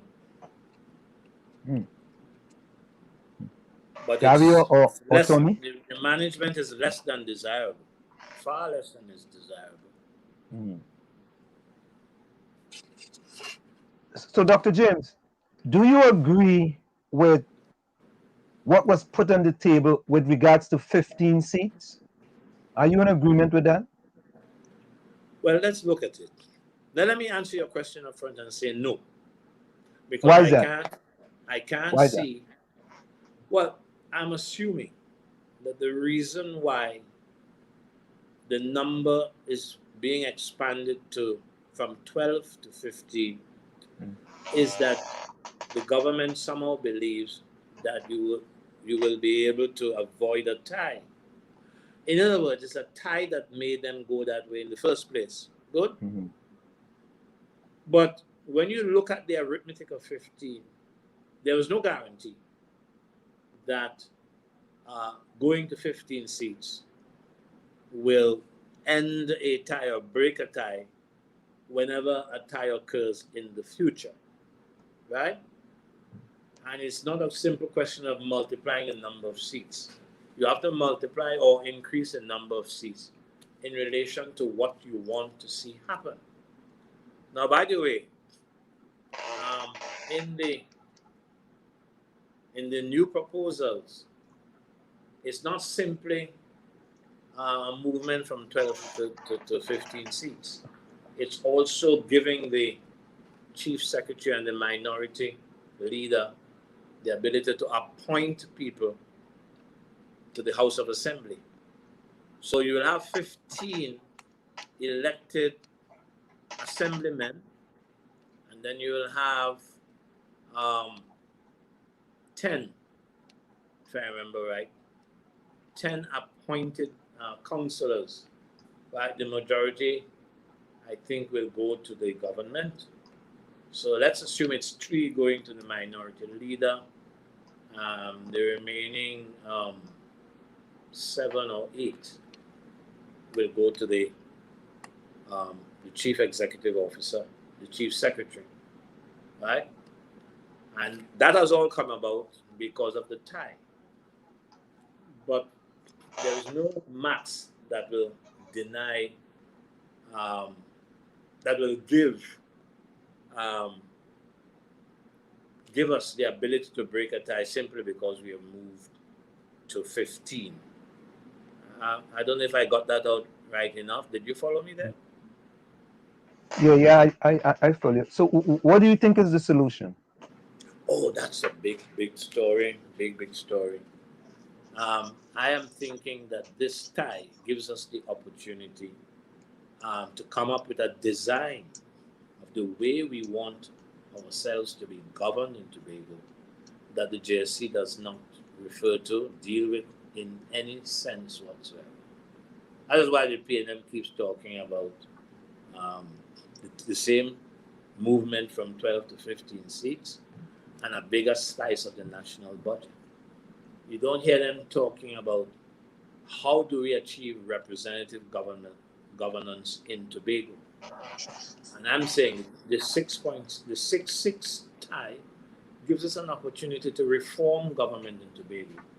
And we are talking now of a bicameral state of affairs. We have the House of Assembly that is analogous to the House of Representatives in the country, and you also have a Senate. Now, this gives me the opportunity to say something that I'm sure none of you guys has thought of, and certainly PNM has not mentioned this at all. It's not where their head is, but I think it's going to be very interesting. And here it is.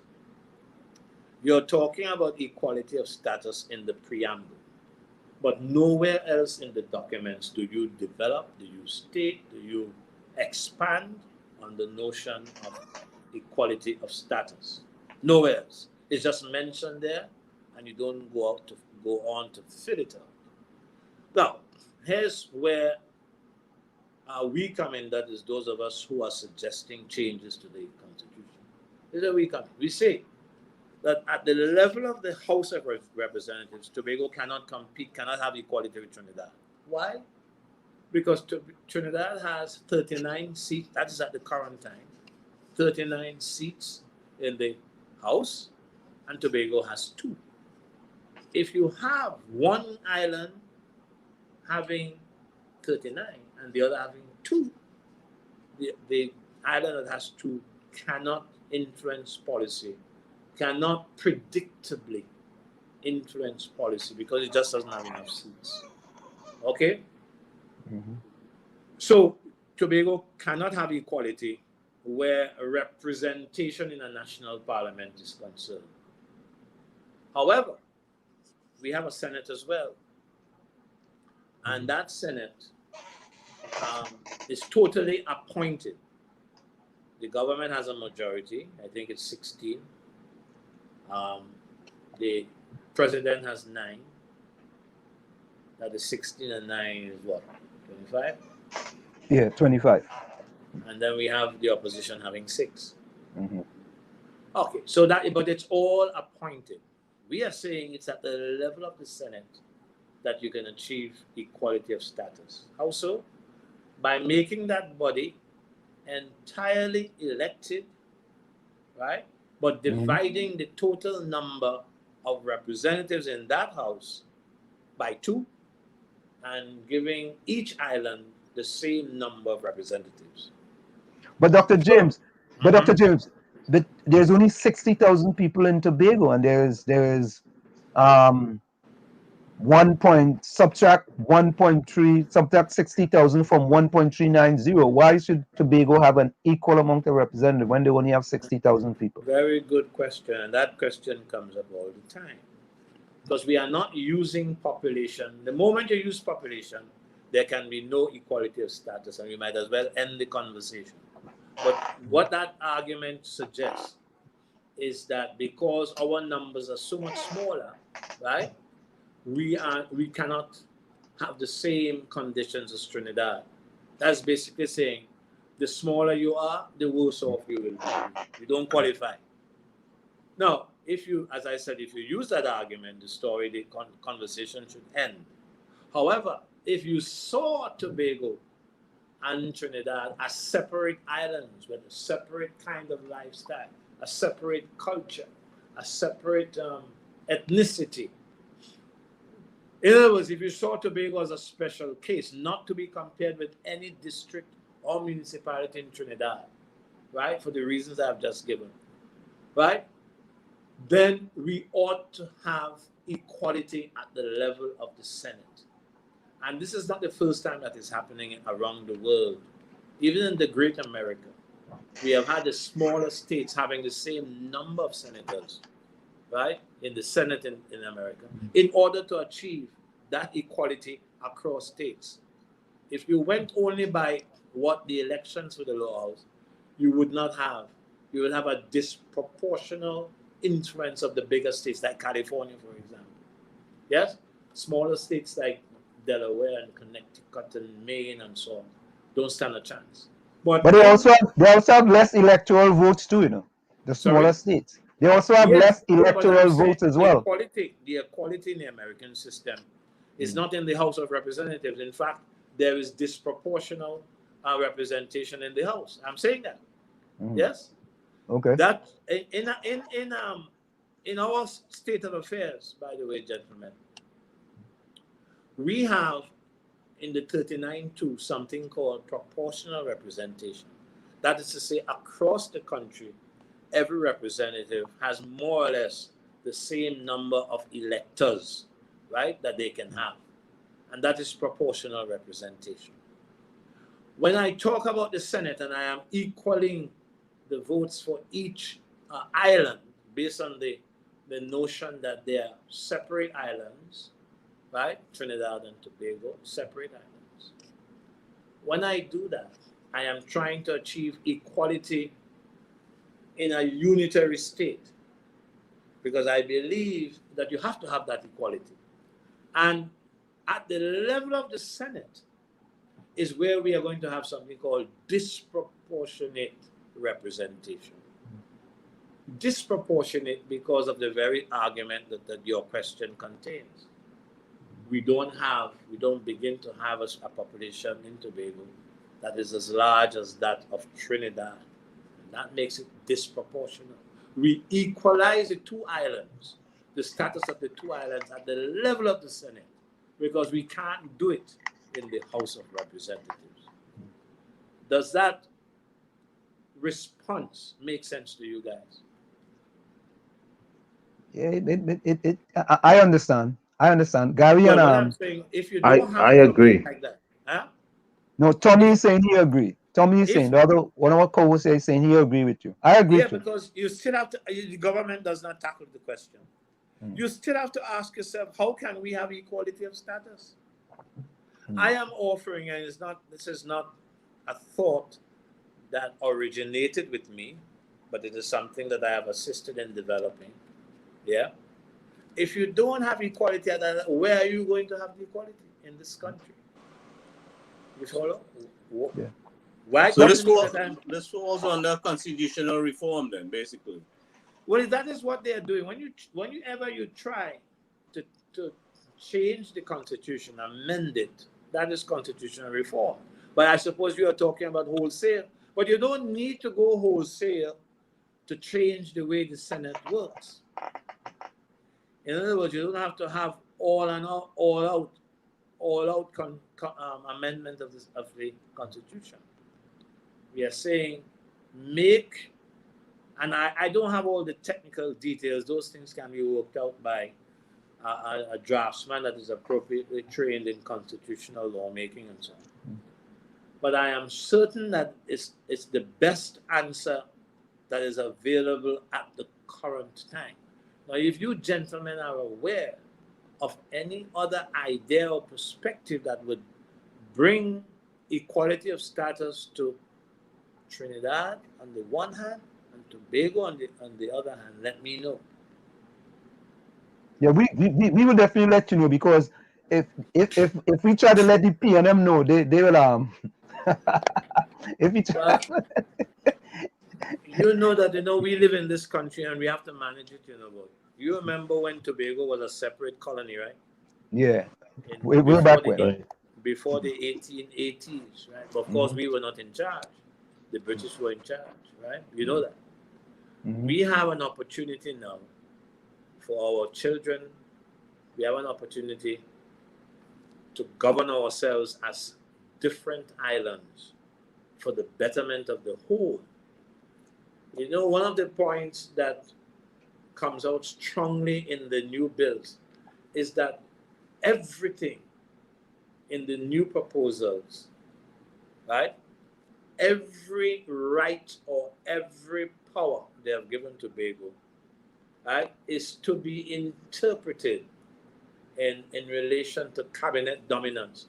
Cabinet can determine that it's not going that way. If Tobago wants to go away, cabinet can say, no, we are going to veto this. We're going to turn you guys around. That is not equality of status. That is not self-determination. That is still the 39-2 working.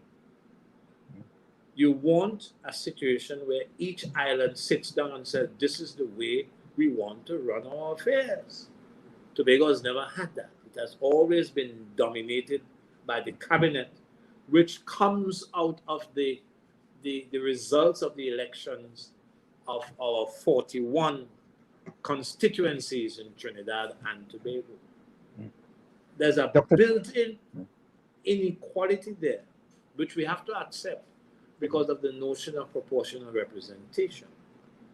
But we do want to have a different state of affairs in the Senate, and that is where we can achieve, if there's nothing else you got from my conversation with you gentlemen, as a new idea that is, I'm sure you got other things, it is that I am proposing that the Senate be the place where the islands are on the same footing. As I said, except you have a superior idea. So, Dr. James, I want you to take a quick listen to 𝗪𝗪𝗀𝗃 and what she had to say. Tobagonians do not want secession. That's the message from Member of Parliament for Tobago West and member of the Joint Select Committee on Self-Government for Tobago, 𝗪𝗪𝗃𝗍𝗽.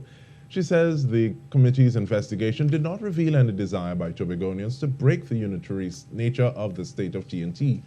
Ms. 𝗪𝗪𝗃𝗍𝗽 says from as far back as 1977, when Tobago East Member of Parliament A.N.R. Robinson began the debate, key in many discussions is what Tobago really wants. Yes, we want internal self-government, but we want to also maintain the unitary state. And I think that some people are shifting their positions as it relates to what is the definition of internal self-government, because we have some people in Tobago and in Trinidad also who are foisting on Tobagonians that internal self-government means secession. When we consulted Tobagonians, we did not speak to secession. The people of Tobago said that they did not want secession. Minister 𝗪𝗪𝗍𝗽 says that there was talk of federalism or government in which powers are divided between two levels of government of equal status. This, however, she says, would require a marshalling of economic, social, and other forces in Tobago. And we have to build our capacity as we move closer and closer to that. So, for instance, we have to build our infrastructure. We have to build, as we speak to monetizing the resources in the sea, as we speak about. Yeah, to building our technical capacity and our human resources and so on, so we can really get to the point of that level of self-government. What do you say, Dr. James? Very interesting, but predictable. So let's go. She's saying predictable. You say predictable, right? Yes, because these are arguments that PNM has advanced over the years. It's nothing strange. Every time we talk about greater autonomy and self-determination, they talk secession all the time. And it's always they who are bringing it up. When you listen to people talking to Tobago, they don't talk about secession except as an academic option. They talk about having more powers to manage their own affairs. That doesn't mean breaking away from. To call for more powers to manage yourself is not synonymous with wanting to break away. But that is the way the PNM has interpreted that. And I'm telling you now, I am one of those guys who see secession as the ultimate solution. Way down the road. We only raise it because we are referring to the government's continuing refusal to grant us the greater autonomy that we seek. So people have not been pushing. Nobody has gone on any platform where they have argued for secession. You will not hear that. There is no evidence that anybody has gone on a platform and pushed something called secession. That's one thing. The second thing is that she says that people don't want to keep the unitary state. The PNM would like to keep the unity. By the way, Rowley has been heard saying that he has no problem with federalism, 2 states and 1 overall government. He said that. Anyhow, but I just remember that, so I went back. But she talked about the unitary state. Do you know that that term is a political term? It doesn't figure anywhere in our Constitution or in the House of Assembly Act. It's not there. It is a political construct that came up over time, and people have used it. But I imagine unitary state means that Trinidad and Tobago will be one. The question is, in what ways will the 2 islands be one? Do we continue to be one in the way that we are now, or do we continue to be one, but different, different arrangements in each island? Now, the way we are is that we are run by cabinet government, with Trinidad dominating everything, with the cabinet dominating everything, with the cabinet telling us what to do, with the cabinet making all the laws, with the cabinet saying we make laws and we're going to give you some to administrate. Now, you gentlemen will know that I am not speaking inaccuracies here. It's the way we have been governed. The Secretary for Finance, Mr. Jack, with whom you started off, says, well, look, let us prepare a House of Assembly budget and take it to Mr. 𝗪𝗏𝗪𝗏. And what does he do? He makes what people have called a wish list, a big budget, and knowing full well, and when he goes to Mr. 𝗪𝗏𝗪𝗏, that budget would be cut down considerably. So in other words, the unitary state that we advance right now, that we follow, is a state in which the government of Trinidad and Tobago decides. And the government, of course, as I said, is dominated by the Trinidadian voice, the Trinidadian policymaker. The government decides that this is what Tobago should have. Yes? Until of course, there was this Dispute Resolution Commission that granted the 4.03 on the basis of head of population. Right? So when Ms. Cudjoe says that we are pushing against the unitary state, she must explain what is her concept of the unitary state. The unitary state, as people speak about it, the way it is organized now, is not the only way it can be organized. You can follow my proposals and still keep your unitary state, right? But it's just that the boundaries of the island must be defined so that we will know for sure how much we are contributing to the development of the country, right? Apart from, of course, contributing on the basis of per capita of population. Yes, I think that is in essence what she has said. If I have missed anything, remind me and I will speak to it. No, you're good, man. You're very good. So what we want to do, Dr. James, there's 1 or 2 questions here in the chat. Someone says the UNC and ANR had a special majority. Why did they not fix the problem? A very good question. And I have asked myself that same question. Why didn't they fix it? Maybe there was internal wrangling between the UNC on the one hand, the DSC on the other, and the other parties that made up the... You're talking when we had 33, right? Is that right? Yeah. Right. And of course, the ONR and so on. ONR was there with a number of seats, the UNC, the DSC in Tobago and so on. So, they didn't fix it. And Robinson particularly, because he was prime minister, right? He didn't fix it. In fact, when he gave the government to the UNC, you remember what he said? He said he did not make any special deals for Tobago. So that is a blot on Robinson's political book. Yeah. Yeah, it's a blot on his book, his copybook, as you say. So that's the way I would answer that, because he could have tried it, but he didn't. Maybe his experience of it from 2080, he became in 1980 the first chairman, and he probably had some experiences that probably showed him that he could not. Remember Robinson got booted out of power? You remember that with the coup in 1990 and so on? Yeah. And when he instituted some rigorous measures to control expenditure and so on, what happened? He became hated, and then 𝗪𝗵𝘁𝗀𝗘 took advantage of the climate, then the political climate, and sought to overthrow the government. But Dr. James, I can't defend Robinson there. Except Dr. James. Tommy, if you can, we have to go for a quick break to the top of the hour. I'm just going to go for a quick station identity, and we're going to come right back with your question. I'm going to do the station identity right now. So Dr. James, just stick with us for a minute. We're going to go for a quick station identification, and then we'll be right back. If it's in the village to the dark triplets on WZYE 95.9 FM, we're going to go for a quick station identification, and we'll be right back after this station identification. You're listening to WZYE 95.9 FM.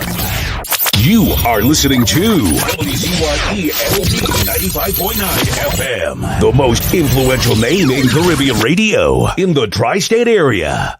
Broadcasting from East Orange, New Jersey, the most influential name in Caribbean radio, WZYE 95.9 FM. And of course, we are back with you. It's in the village with the dark triplets on WZYE 95.9 FM. We have with us Dr. Winford James, and he's enlightening us about the goings on in Tobago. So Tommy, go ahead with your question. Yes, Dr. James, I'm asking, is it not true that Robinson had to make the moves he made based on his involvement with the World Bank and the IMF? I believe so, yes. This is memory now talking, but yes. But what I'm saying is that whatever moves he made, when he took away cola and all that sort of thing, right? And I think he cut salaries as well. He offended the public service, the teaching service. And you know the power of those two services, right? He offended them, and they took retaliatory action against him.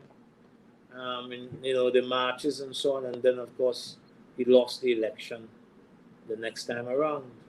So yes, there were certain demands that were made by the IMF and the World Bank, which he had to agree to, but which he could not convince the population that was the way to go. Right now, for example, Dr. 𝗪𝗶𝘃𝗏𝗏 doesn't want to go to the World Bank or the IMF at all. In fact, he says he prefers to go to borrow money from China. Correct. And somebody, I don't think it's he who said this, but somebody said he prefers to even take the loan from China at double the rate than to go to the almost double the rate, yes. And the World Bank.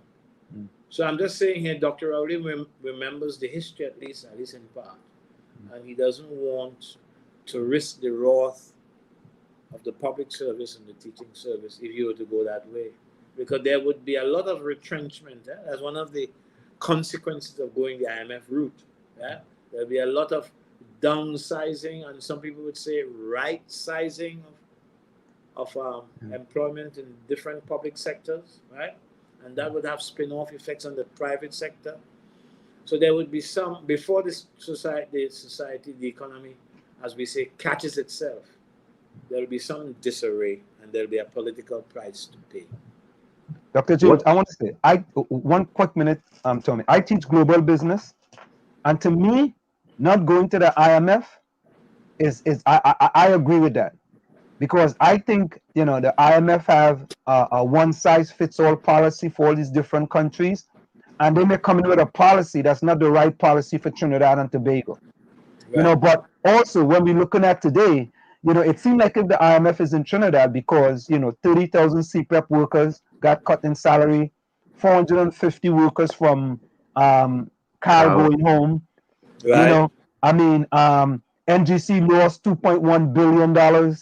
You know, every day seem to be, you know, austerity measures, but those austerity measures are being implemented by the government instead of the IMF telling them, we want you to implement these measures. Well, except that just one little departure from what you've just said. And that is, there is a blame that COVID-19 must take. And a blame of policies that the government has come up with in relation to the COVID-19 pandemic. When the government shuts down the borders and hardly allows trade between itself and other countries, especially the CARICOM countries, we cannot forget that the government is saying, and we know, that it has taken those measures because of the rise in infections and the rise in the number of deaths. Things are slowing down now, but what I'm saying is not simply policies that the government has taken in normal time. These are policies the government has taken in unusual time. But I do take the point that it's better for us to treat our own infections and disease, economically speaking, than to have the IMF force us to do it. But it takes fiscal discipline and it takes political cooperation. And these days we are not so sure where those two things are sitting. We really don't know. People's loyalties are changing. There are a lot of people who are suffering very badly because of the measures the government has taken as inspired by the COVID pandemic. You know that a lot of people have been retrenched. Small businesses, medium-sized businesses have suffered badly, have gone out of business irrecoverably, some people say. Yeah? In other words, people have to want to look for somebody to blame. Somebody to blame. And soon Labour is going to find out, if it hasn't found out yet, that all those historical demands, all those demands that are waiting to be satisfied, won't be satisfied given what has happened to the economy since when? Is it 2019? Late 2019? All of 2020? All of 2021 so far? I am supporting no one here. I'm merely pointing out that there is a price to pay. Some people don't agree with all the measures taken. A roti shop that has to change. I never had crowds. The people working there and the customers who used to patronize are not going to be happy. You follow what I'm saying? And there are a number of I get started on this. I do not want to stop it, but you guys had better intervene in this sense. But I'm just saying, yes, the idea of our drinking our own medicine, or treating our own diseases, our own wounds, is always a superior idea, right? But sometimes you might reach a stage, and where there are other players in the market, China being one of them, where you might reach a stage where you might have to say, well, boy, watermelon flour, now we have to go to the IMF. But this is not something I'm recommending. Right. I know how to make sacrifice in my own personal life. I know how to cut corners. Right? I learned that as a boy growing up. You follow? Echo from you. Hello? Yes. Hello? Yes, Doc. I was concerned about the property tax issue and whether that should be revisited anytime soon. No doubt about that. But the government did not take the opportunity in 2019 to do so. 2019, 2018. You know, they had a lot of support, at that time, but they thought it was a political risk. Or imagine the risk now where so many people cannot pay their rent, when so many people cannot meet their loans, their loan obligations. How are they going to pay if you were to do it in 2021? The political cost, wouldn't they be greater? You think the government might have to confiscate people's properties? What I'm saying here is that it is extremely difficult to institute something like that in a year when the pandemic has caused so much damage to the economy. I think it's the objective for the government to confiscate people's properties. That is the objective. You feel so? Or what would be the advantage to them? Because that would cause more outrage, more suffering, more disfavor, more dissension, greater unhappiness. But there's no advantage for the government to do so. So the better thing Well, is to leave. I don't see this government as concerned about people's happiness. The way this government has treated our people by locking them out of the country, and I have seen consideration and disrespect from I mean with 100 miles. There's no respect here. There's no concern about citizen survival. They don't care who they hurt. They don't care who die. They don't care. So those are political if your family is issues, in the hospital and you're trying to get home, they don't have no remorse for that, no concern at all. And the question is, how sizable is the constituency that is represented by those ideas? Because those ideas have a constituency. Yeah. Mm-hmm. Mm-hmm. I think you're onto something very good there. How many people have become disaffected with the PNM? But Dr. James, I want to say this, sir. I believe this government, and by the way, Dr. James, I'm a supporter of the People's National Movement, but I'm not a blind supporter. Them speaking, right? Yeah, Ansem. I'm not a blind supporter. I think you have boasted about that before, Ansem. Listen to this, but I'm not a blind supporter, right? And I have to say, Dr. James, that the things that this government have done during this pandemic and started in 2019 is somewhat wicked and evil. And here's why I say that. Okay. The reason why I say that is that in a pandemic, when 30,000 workers who are making $700 a fortnight to put food on the table and shelter over their head, and you are going to take away that money and tell them we're going to give you a grant, when WASA in a pandemic can go and cut off people water when you need to wash your hands in a pandemic, right? When you are going to put on the table that you want to reduce pension, what I mean reduce, you want to take it from 60 to 65. These are elderly people. Yes. In addition, when elderly people have to stand out in the rain to go get a vaccine and you didn't put things in place, again, you put an alphabet system in place that was a disaster for people in the country, and quickly you had to change it. You put another exemption policy in the place, which was a disaster that you had to go and change. These things are wicked and evil. And yet you support them. Well, listen, Dr. James, I don't support the wicked and evil policies. No, but you will vote for them, right? Well, it's 2021. Yeah, but I'm just saying, I've heard people like you talk, and they have turned around and put back the same government in power, same party in power. Well, listen, let me say this. I'm going to say this tonight, Dr. James. Yes. If Dr. Rowley is the leader of the People's National Movement in 2025, I will not vote for the PNM. Okay. So, but he says he's not coming back in. Yeah, to be decided. You remember? No, he said that. No, but listen. To be decided, he has already. Yeah, Petrotrin is not going to be closed down either. Right. We're not closing down Petrotrin. Right? Well, okay, he can change his mind. Okay. But let me tell you something, Dr. James. We're not closing down Petrotrin. Don't forget that, you know. No, I don't forget that. Read my lips. And if you go to the refrigerator, right? I'm not waiting for you to come back from the refrigerator. We are not closing down Petrotrin. There we go. Go ahead, Gary. Yes, you were right. Dr. Rowley administration was a pandemic that hit Trinidad and Tobago before 2019. And you would be able to analyze and see the destruction that took place of our people economically from 2016 onward. When he took office, there was destruction upon destruction and chaos upon chaos and mismanagement upon mismanagement without any regards who they set hungry or homeless within the country. I mean, this is what we saw taking place. Yeah. And the kind of level of inconsideration I saw with Dr. Rowley and his administration towards our people by locking them out, and I contacted the government trying to relay what was taking place there.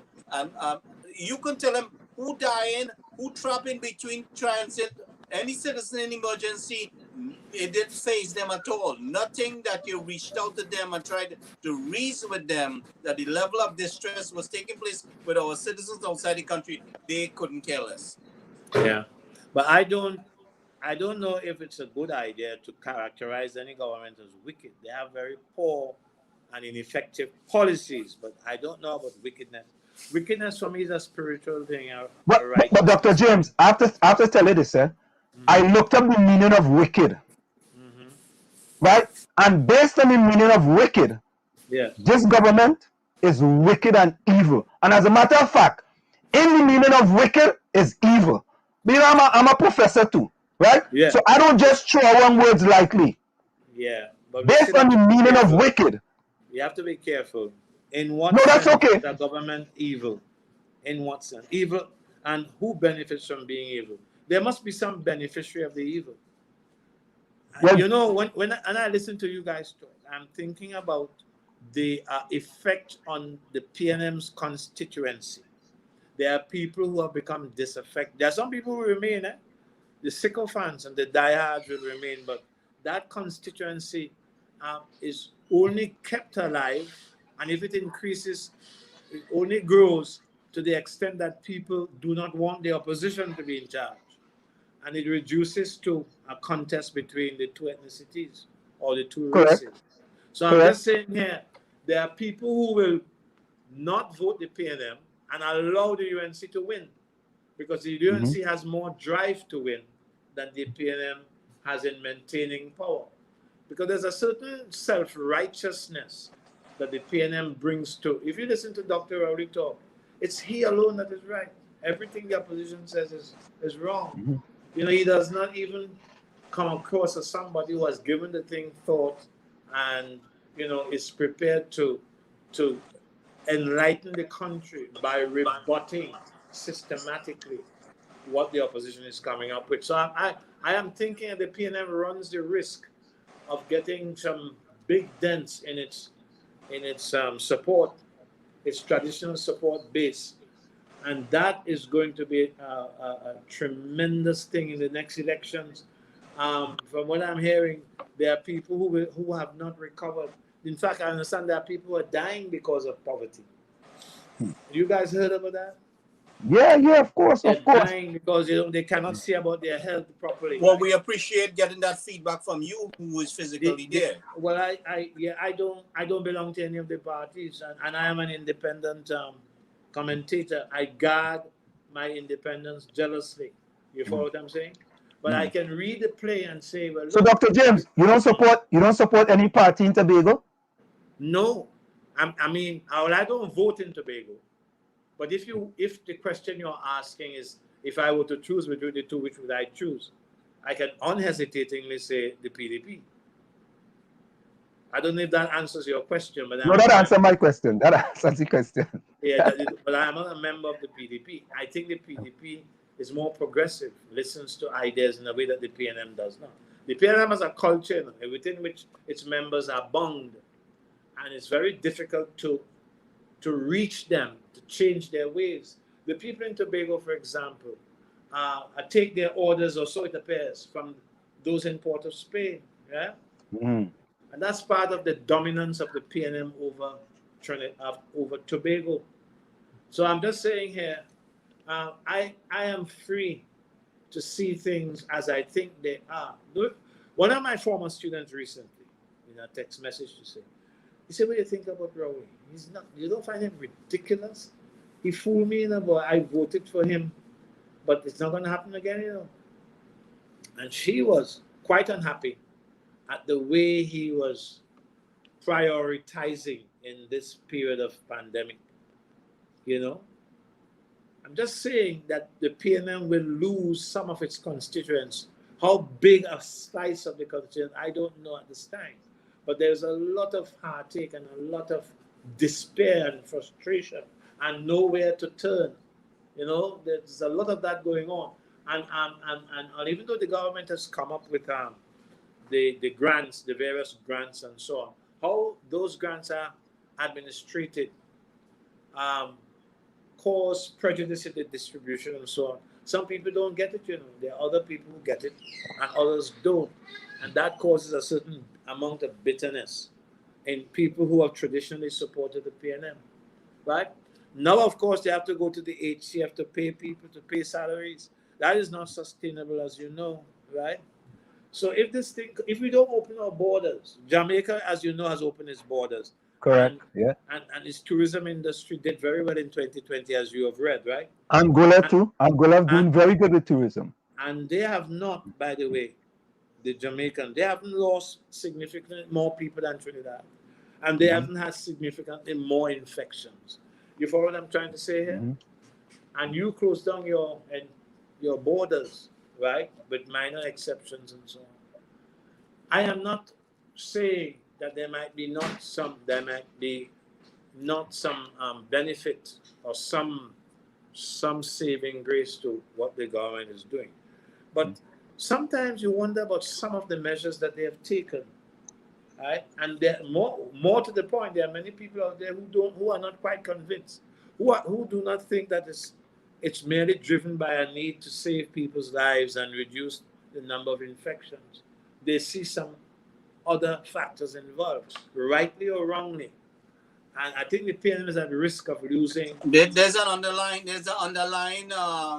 strategy behind what they're doing, it seems to me. And what is it? As you see, what is that strategy? There's an underlying plan. You know, there's a hidden agenda behind the scenes of what they're really doing. Oh, you mean, but you don't know what it is? I don't know what it is, but there seems to be a direct plan. If you notice, they're crippling people's ability to sustain themselves. You know, so you have to really, there's some agenda, to really, to take over some people's economic situation. You know, but it's. So you think that what they are doing is to their own advantage, then? There is an agenda. I think that's an agenda, and I think Xiao Chong have a lot to do with it. and I'm calling him but then what I'm saying to you, but you take away a man's food and you take away his ability to support himself, and then you put him in prison. You make him a desperate man, right? Yes. Okay. Yes. And you remember the hospital emergency? Remember the hospital emergency under the former government and what that caused, right? They're breaking your morality. You know, they're breaking that's why they throw in prison, right? And they limit what you can and cannot have. And they will support you. You know, I mean, let's look and see what the government is doing. But break a man's spirit. Break a man's spirit and he'll support you. Yeah. Listen, that is true, though. Listen, but listen. When Judge Volney was here with us, he says the ants, once the ants come down from the hill, it's a whole family of ants, and you cannot stop those ants when they come down from the hill. And that's what's going on in Trinidad now. The ants are coming down from the hills, and it might be difficult to stop them when they come down. What are they coming down from the hills to do? They're hungry. Oh, you mean they're coming for sustenance? Yeah, they're coming to get something. They're hungry. Right. These are hungry ants.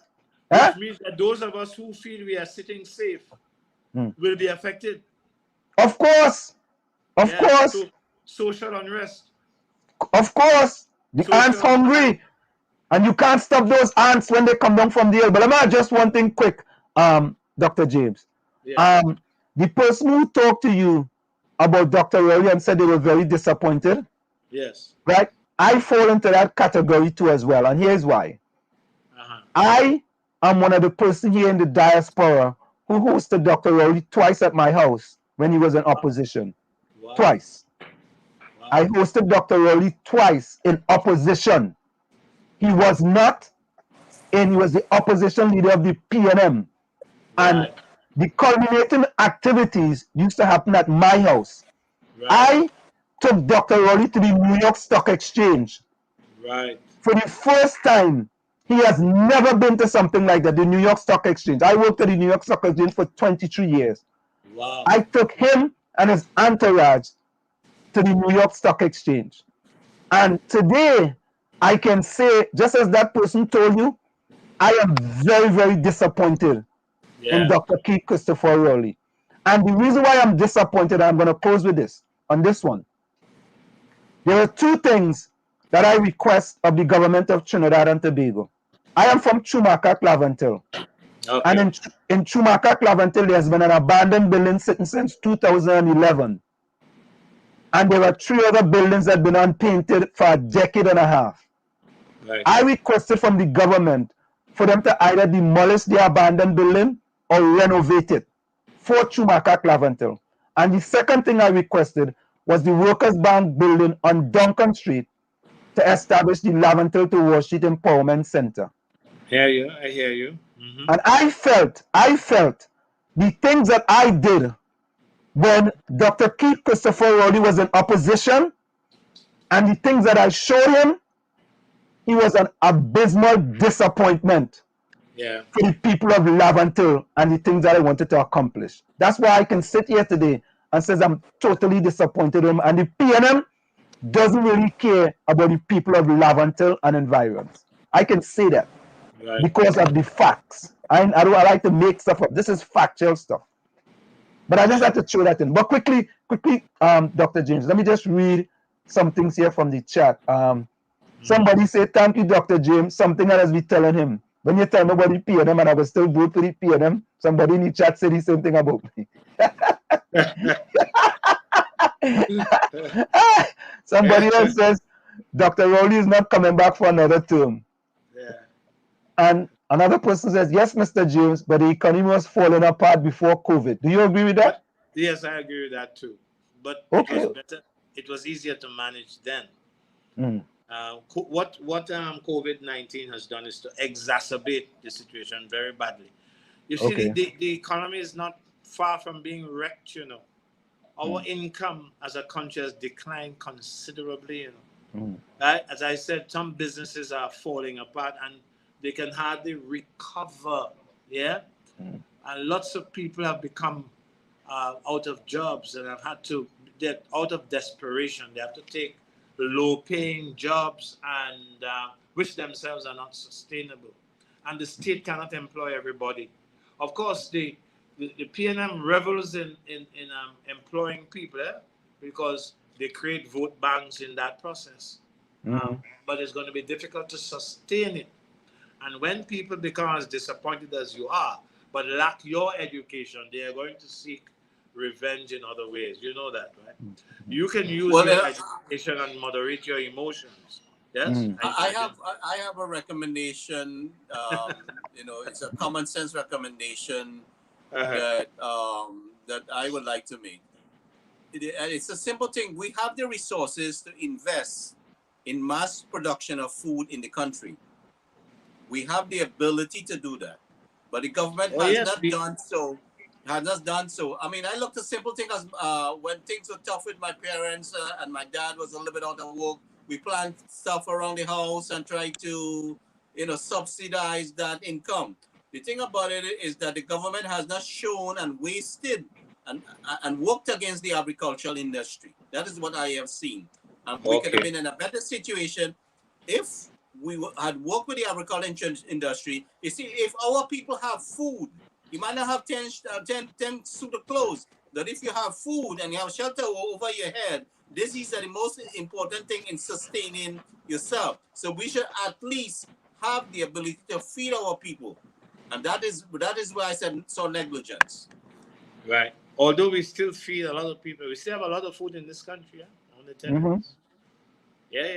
That's one of the great things about this country. We have more food than we produce. We have more food.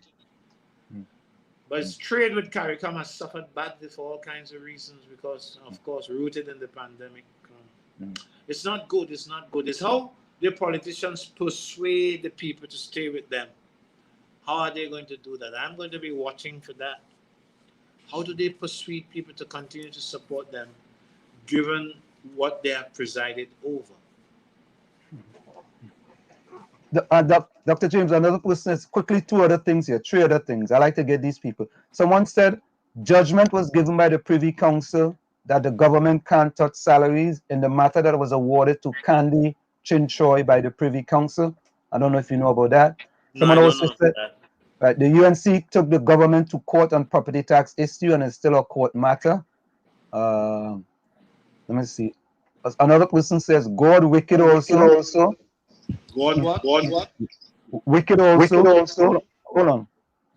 God wicked also. He flood the whole world and releases the devil on the earth. Another person says that. Very interesting comment. Yeah, another person says, who the PNM or the New World Order? Somebody else says, Dr. James, if you want to pitch with 12 marbles and you lost 6 out of 12, who was the winner?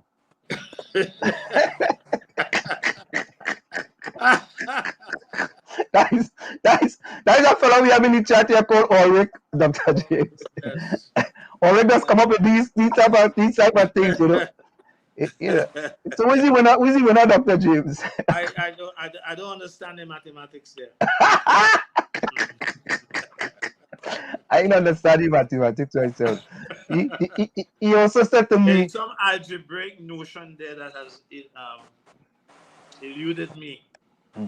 But Dr. James, yeah, I think he's referring to the Tobago election answer. Yeah, the Tobago election. Yeah, he's referring to the Tobago election. I know that, but yeah, how do you answer a question like that? Yeah. Sometimes you look at the situation, because there's a holdover executive, people think that there's a greater six than the other six. Yeah. But both sixes should have the same equality. But you don't get that impression from the holdover party. Yeah. That's a bad situation, I want to tell you guys. That could be a very explosive issue. Because these fellas are running the show without any opposition in the House. In fact, there is no presiding officer in the House right now. All kinds of things are happening. It's not good for democracy. And I think people are not going to stand for it, even people on the PNM side.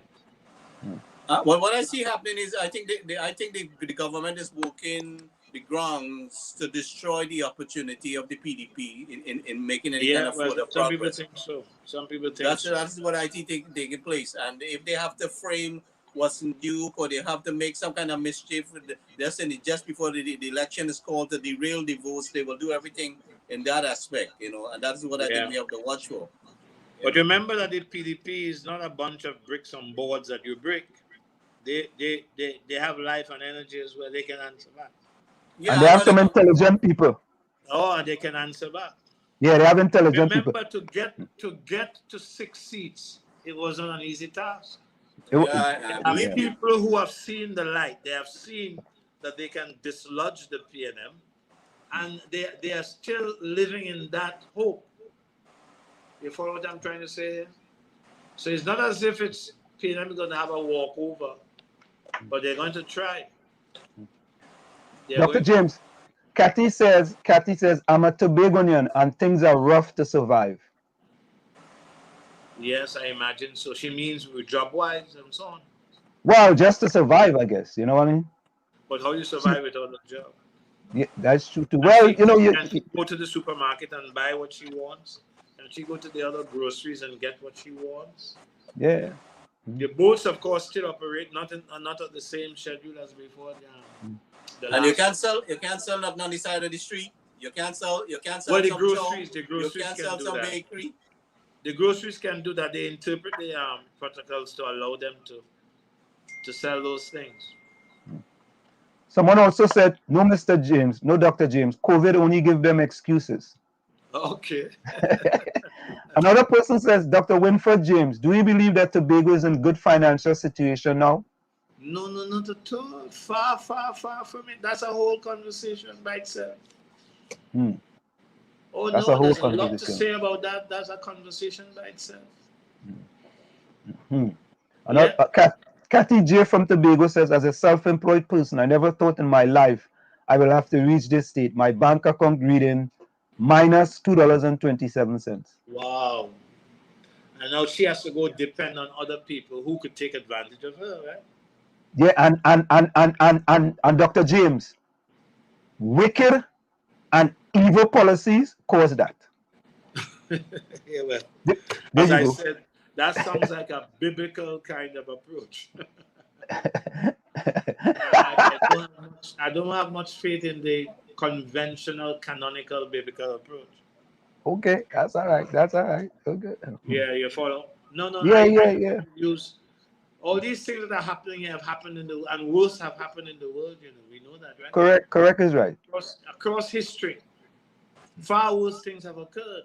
Yeah, but it's not. And there are some men who are evil because the more power they have, the more control they have over the citizenry. The more they abuse that control, right? Now, we don't want to get back to that stage, those stages of history where you had absolute rulers who, of course, have trampled the people and abused their power, right? We don't really want to go there. And that is why democracy remains the option to push back against would-be dictators, even though they don't even see it in themselves. Would-be dictators, which push back against impositions from outside. Yeah? Push back against people who hold dominion over you when they really should not. I understand these things. And how do you get your people to resist this the same way that you have looked at it through your mind, and you have analyzed and you have synthesized and so on, and you're saying we want a Tobago over which we manage. Or if we make our mistake, we make our mistake. But we must manage. We must determine the laws by which we govern. We must develop a concept of representative democracy, right? But the people are the powerful force. You follow? But that's another story. How do you design a system of governance in Tobago? We're not talking about the existing ones. We're not talking about a system dominated by the cabinet, which it is not. We're not talking about those things. We're talking about true self-determination. We have hardly had the chance to talk about that aspect of the preamble. We have talked about the equality of status, and I hope you guys remember what I have said.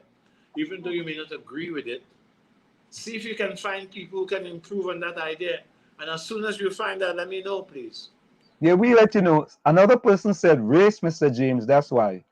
Another person says race. The person says race, Mr. James, that's why. I don't know. Yeah. That is Seven Ryan's thesis. Yeah. Seven Ryan's thesis. Tell me again, feedback. Tell me again, feedback. You shouldn't be. But Dr. James, I wanted to ask about this. I have some different thoughts as far as solutions, real solutions. And I think real solutions for the Caribbean, for Trinidad and Tobago, lies in a Caribbean solution. As a matter of fact, I think that we're going to be able to eliminate the kings on the hill who could become dictators once we can reunite the entire Caribbean and have an overarching system that will help to put us in a better state. What's your thought? That was the idea of the Federation, don't forget, 1958, the Federation, right? And you know how it broke up and so on. Sovereignty, once you get accustomed to it, it's hard to give up. And each island would be required to give up their sovereignty. It hasn't happened in the modern world, you know. In fact, what has happened across continents is that economic union has prevailed over political union.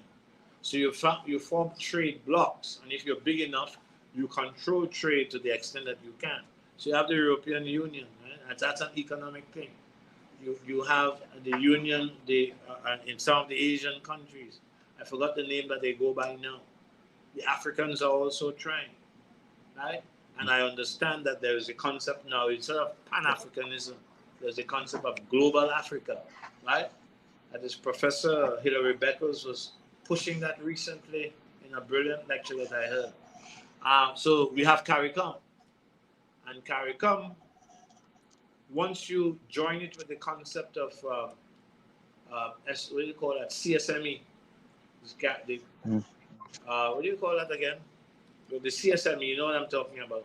Yeah. Movement of goods and people across the Caribbean. You can go to work in any Caribbean island, you know, that kind of way. Certainly. There is an attempt to create an economic union in the Caribbean via CARICOM. So yes, I'm in favor of all of that, but the political union is hell. It's difficult to get that going. I don't know of any new political unions that have taken place over the last, century or so. Or probably it's less than that. Of course, the CM is the Caribbean single market economy. That is what I was trying to remember. Single right. market and economy. Yeah. So Ulrich says, Dr. Rowley said bananas are for monkeys, and then he tell us to eat one banana. Oh, he did? He said bananas for monkeys. Don't tell us. Yeah, he did say that. He did say that. I did tell her to eat one banana. Yeah. I think he came up with bananas when he was a little boy. I guess I might be a monkey because I don't eat 3 bananas a day. Well, I just eat 2 bananas every morning in my smoothie. Ulrich said, I had 2 susuhan to get the same week Rowley shut down the country. So you know what? I have to call that money dead. JB Harper says, Dr. Williams, try a federation and it didn't work. Yeah. Also, Ulrich says, Dr. James, if you can have a word with Dr. Rowley, what would you say to him? I would say learn how to temper your speeches and your conversation. Oh my, Dr. James, I don't mean to cut you off. If I have had the same opportunity that I had in the past, I will tell him the same thing. Because, before when we used to speak, I used to tell him, let me bring you into my global business class. Or let me bring you into my principles of business management class. Right? Or let me bring you into my organizational behavior class. And this is what I will give to you. Yeah. Right? And that is so important.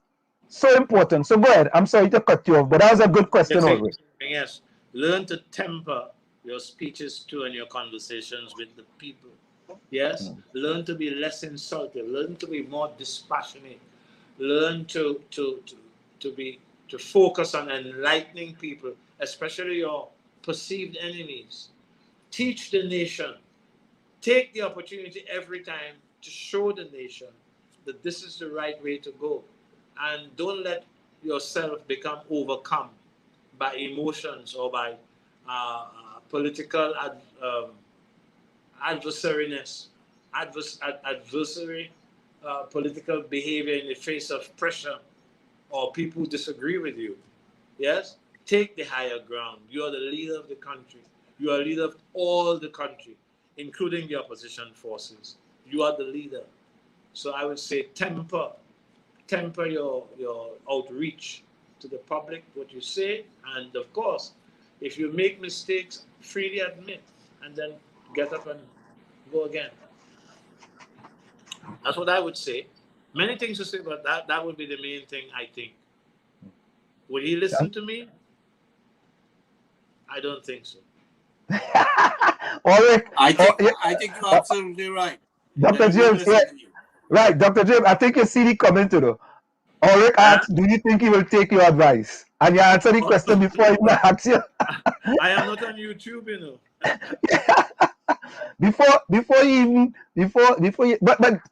But Dr. James, don't worry.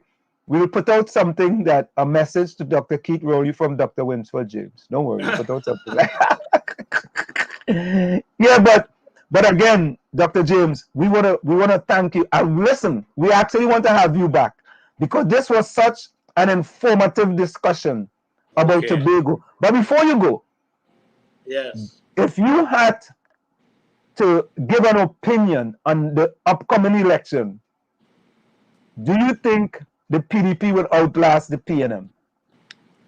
I will say they have the basis to do so. It depends on how well they prosecute that base, how well they use the opportunities that are so plenteous, given the missteps, in my judgment, that the PNM has been making. Yes? Mm-hmm. If they manage the opportunities well enough, they should, to use your verb, they should outlast the PNM. Okay. Of course, these things will not be easier. Somebody says, Dr. James, so much for reading. I don't understand what JB Harper does be talking about sometime, He does, I think he does do extempo, Maybe it's a double entendre. What did JB say? JB says, Dr. James, so much for reading. I don't know. I don't know what that means. JB is not the former 100-meter specialist. No, not that JB. I know that JB very well. That's probably JC. No, this one is JAYBEE. Oh, no, maybe it's a different guy. Yeah. Yeah, he's a different guy. I know that JB because you know he's a runner too. Let's put it this way: I don't offer, nor do I take readings. Okay. And Ulrich says he agree with you on the statement you make with respect to Dr. Rowley. Okay. Right? So, Tommy, you have any other questions for Dr. James? Dr. James has done a fabulous job tonight for us. And I really appreciate everything that he has said. And I hope that he keeps speaking truth to power. That's what we love here in the village. Dr. James is a soldier, man. Dr. James is a soldier. I know Dr. James is my friend on Facebook, you know. But Dr. James, you know they put us on Facebook. You know we in Facebook jail, you know. Somebody report us. I don't know what they report us for, but let me ask you this finally before you go. And maybe you can help me with this. We have invited several members of the PNM to come on the program. And so far, we like the West Indies, we're making plenty ducks. Okay. Plenty ducks. We getting ball out in the first ball in the over. Nobody have accepted to come on the program yet. I don't know why, but well, I'm accustomed to that as well. There is a group in Tobago called Tobago CivilNet. Mm-hmm. And that group has been trying to get them to participate in some of the discussions, and they have religiously stayed away. Yeah, I'm not saying that to hit the PNM. I'm saying that as a matter of course. That's the record. No, it's facts. It's facts. The PDP has come and has accepted the invitation to participate. PDP has come here too as well. The PDP has come. UNC has come. Maybe they don't see the need to participate, but it's a fact that they are not as accommodating as you would expect them to be. Governance is a public thing, you know. Governance is a privilege, or ought to be. It's not your own personal fiefdom that you can rule as you like. That's not what we want. Yes, you are a servant of the people. You are elected to serve. And you've got to listen to everybody. You have to defend yourself if you agree, if you believe in certain political directions and principles. Let us hear that, right? And so we can respond. And we are not saying before that we are right, but we are saying we have the right to engage. The PNM has not been doing that in my judgment. I agree with that. And the thing is this, Dr. James, is that I say to everyone, politics is a temporary position. And politics is a temporary position. Right? Anyway, Dr. James, one other person asked, Dr. James, did you take your shots? I have been trying to. I've gone several times. And now they have said to us, they will call us because they have a data bank. Been waiting. They haven't called me. Okay. You see? Albert Montano says, and Sam, thanks for this discussion tonight. At least we got an underground report. Sorry? You know? Someone says, he says, thank you for the discussion. At least we got an underground report. So you are underground right. So we're getting a report. You know. I think there are some things I know quite well, I must tell you. And I'm not boasting by saying that because I spend the time to read and discuss. And that's why we have you. Good. Because you know you will give us facts. Right? Yeah, but I am interested in that and how we can use facts to our advantage. I mean the advantage of the whole, not of our own personal selves. All right, we had Watson Duke on the program already. We're gonna invite him again. We had Watson Duke on the program. You know, we invite all people to come on our program. So Dr. James, again, if Tommy and Gary doesn't have any question for you, any closing words? No, that's fine. I'm happy to have been invited, and I hope I made a contribution in some positive way to your program and to the issues in particular as they affect Tobago in particular and Trinidad and Tobago in general. Thanks, guys. We will chat again Thank you so much. It'd be my pleasure. Yeah, I'm looking forward to it. I would like to have an entire discussion about Tobago, together with maybe yourself and some others. Maybe we could get Watson Duke into the conversation. I don't know. Yeah, no problem. No problem. Arrange that, because I'm very interested in seeing Tobago get what it needs to progress. I would like to see flights being able to land directly internationally into Tobago. Does not have to go through Trinidad. This is something I would like to see that I think will benefit Tobago directly. Right, good. And how to expand the economy and all of that. Mm-hmm. So, Dr. James, thank you so very kindly. Thank you so much, Dr. James. Thank you so much. Right. What's the young lady's name? Diana. Diana. Tell her that I miss her. Okay. We'll do. Yes. Okay then, gentlemen. Bye-bye. Bye. So, folks, there you have it. We have Ulrich say I took a COVID test over 2 months now and no result. Because Ulrich, the reason why they didn't get no results, because they couldn't, when they put the thing up in your nose, they didn't get enough snap. Ulrich, when they put the thing up in your nose, they didn't get enough snap. So you had to go back and take the test over. Hey, Steve Trini Lopez says Raleigh cut you off because you talk the truth on Facebook. Oh God. Let me see. JB said that's my cuz. Who's your cuz, JB? JB to be talking in double language, you know. Let me see. You know what? Who they boy? Rose. Hey JB, if you're still there, put your closing comments in the chat. You're gonna close the program. Put your closing comments in the chat. You're gonna close the program tonight, right? Put your closing comments in the chat. You're gonna close the program. Yeah, big boy. You gotta go back and get a swab. You gotta go and get a swab. You ain't getting enough snot from in your nose. You're supposed to rub it in the both nose. Put it all the way up and rub it. And twist it around about 15 times.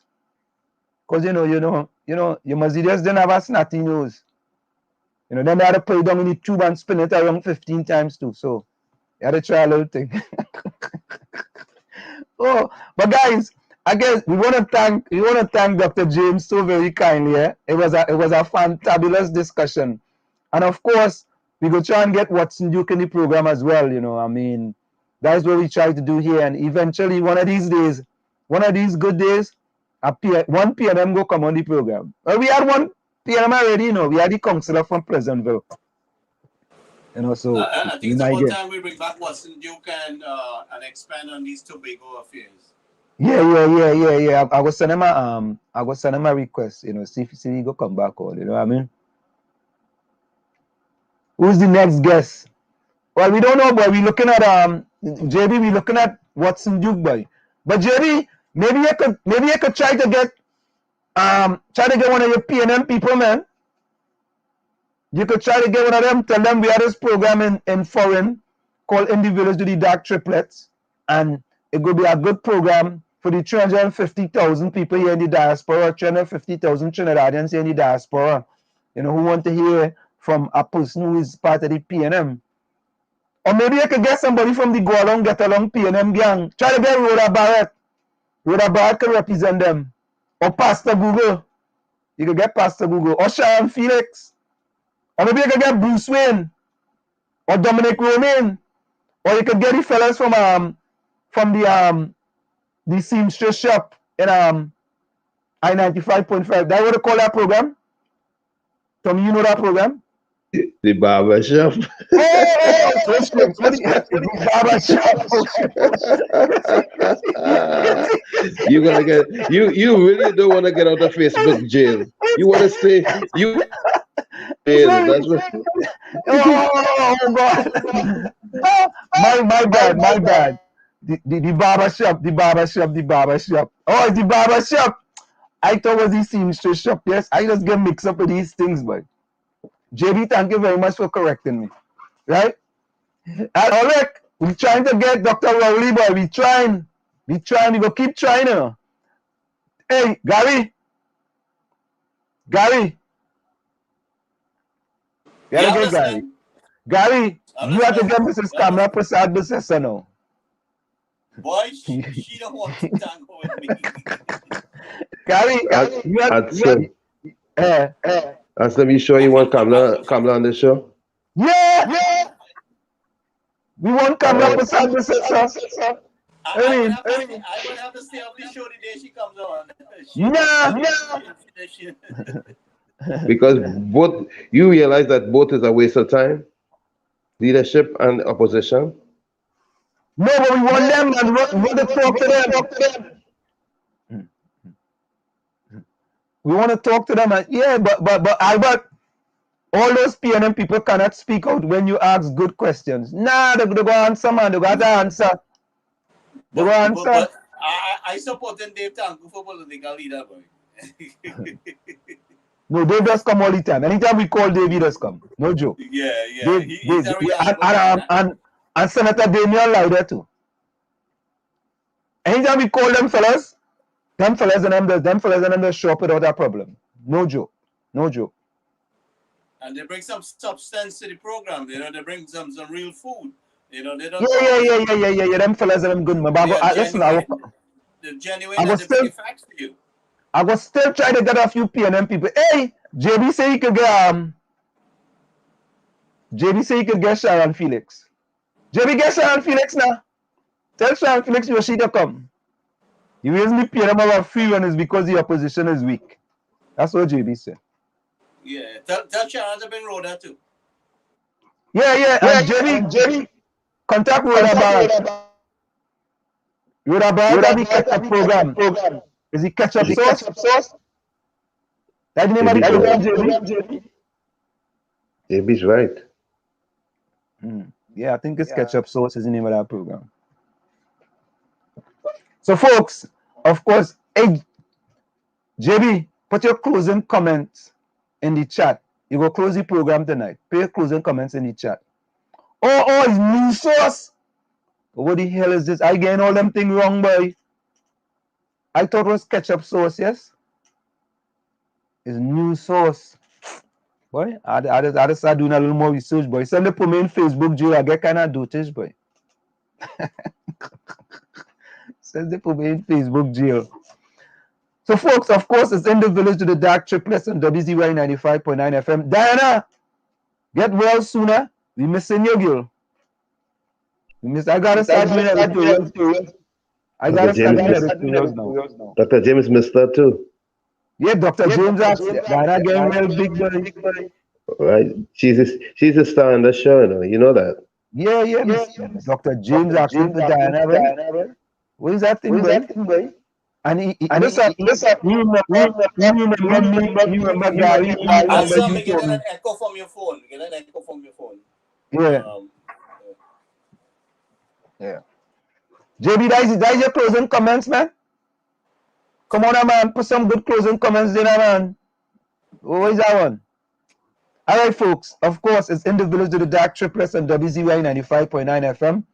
Of course, we come to you every Tuesday, Thursday, and Saturday from 7 to 9 p.m. And we want to thank all those who joined us in the chat. JB, Ulrich, Albert Montano, Steve Trini Lopez. And guys, what we have to do, we have to share it now. Prasad Ramnath, Kati J, Rose Celestine. What we have to do, we have to share the YouTube page now, Rose Celestine as well, because we get banned from Facebook for 60 days. Facebook banned WZYE 95.9 FM, Gayatri as well, Stephen Arjun. Facebook has banned us from doing any live for 60 days because we violated some community standard that I don't know what it is. I'm going to try to contact Facebook to deal with it, but that's the status. So what we have to do, guys, the guys who are in here, just share the YouTube page with other people. Ulrich say he support Kamla coming on the show. Yeah. We go bring she on, man. She was supposed to come already, but she She other things happened and she couldn't make it. She said Rodney Charles. Right. So let me see here. Tommy, you wanna go? Go, Tommy. Well, before I go, I want to talk about somebody special. We have a Trinidadian who is involved in the space program, Karen Brunn, but I know her as Karen Franklin. That was her maiden name, from Trinidad. She's at FIT, Florida Institute of Technology. She's doing she's an Aldrin scholar. I don't know if you remember who Buzz Aldrin is. Yeah. That's the astronaut guy. Right. She's been in the Air Force for a while now, and she's also a FAA licensed pilot with 5 additional ratings. She's involved in the NASA program, and she's working on a PhD at this time, and she was being celebrated. I sent the article to you and to Gary. I don't know if you guys looked at it, but I wanted to just give her mention today in tonight's show. Okay.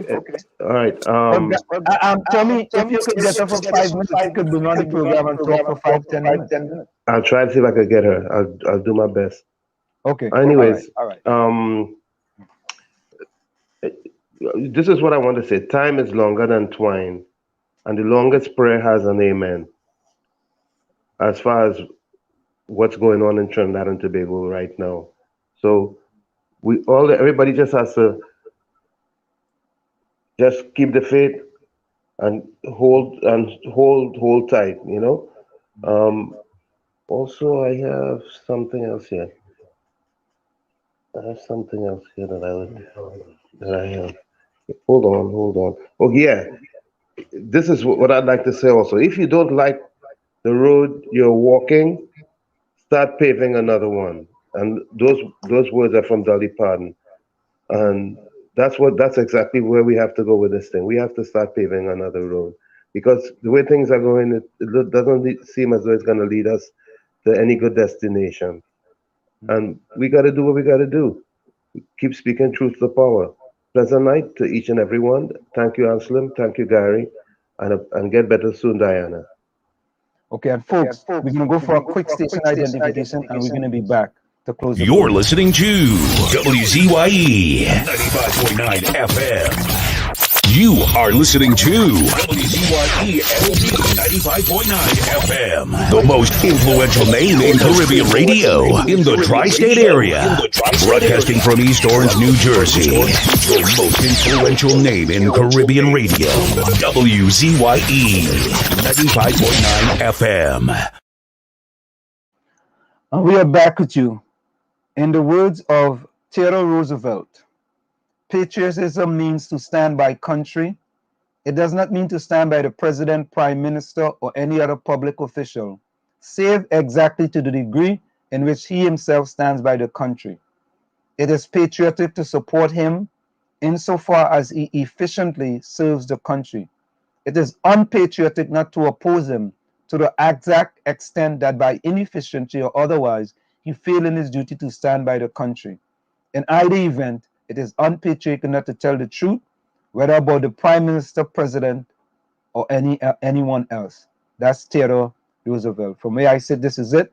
The clock on the wall said that's all I like to say, but I've got to go. Remember, hard work beats talent when talent does not work hard. And for every 60 seconds of anger, you lose 1 minute of happiness. See you. Same WZYE time, same WZYE channel. And good night also, Albert Montano. Good night, WFIM, WZYE 95.9 FM. And I think JB says, enjoy the program. Can't wait for Dr. James to return. So that's it, folks. We're gonna go out tonight with Explainer, the government. So let's get Explainer up here. We're gonna get Explainer in here. Okay, share screen. So of course, guys, we thank you for joining us, and we ask you to tell a friend to tell a friend. Okay, and here we go. Explainer. Here we go.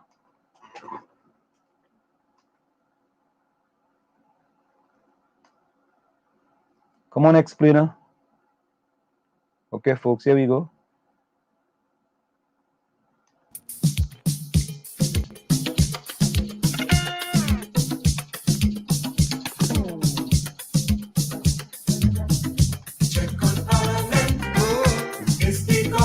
We must work in complacent. Oh yeah. Let's get serious, stop making true.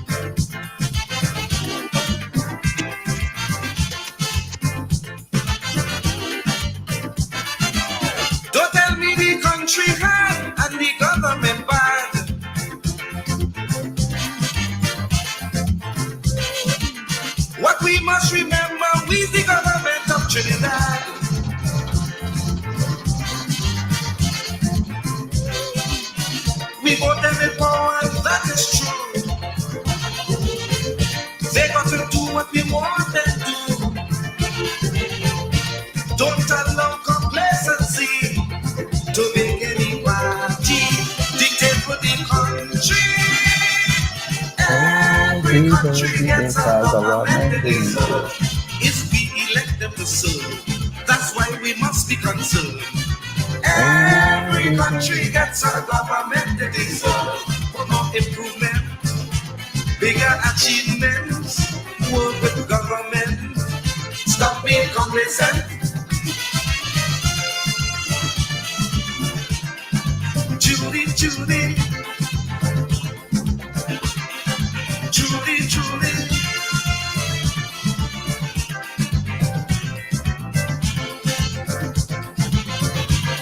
This is 𝗪𝗵𝘁𝗵𝗴𝗏.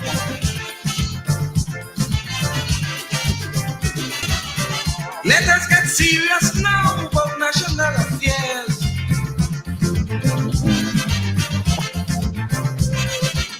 Cause it's we the masses facing all the blood, sweat and tears.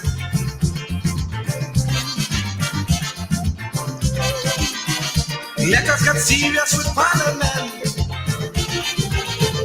Check on how our money is spent.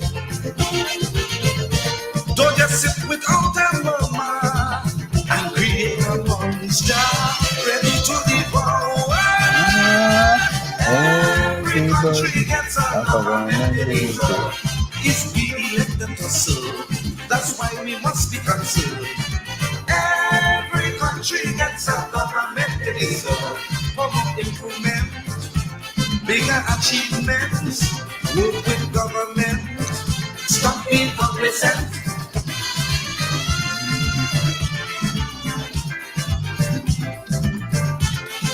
Judy, Judy, Judy, Judy.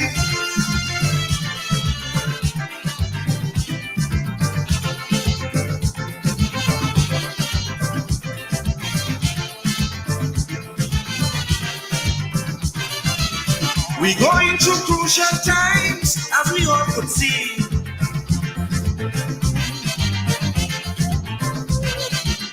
The entire nation should live with more unity.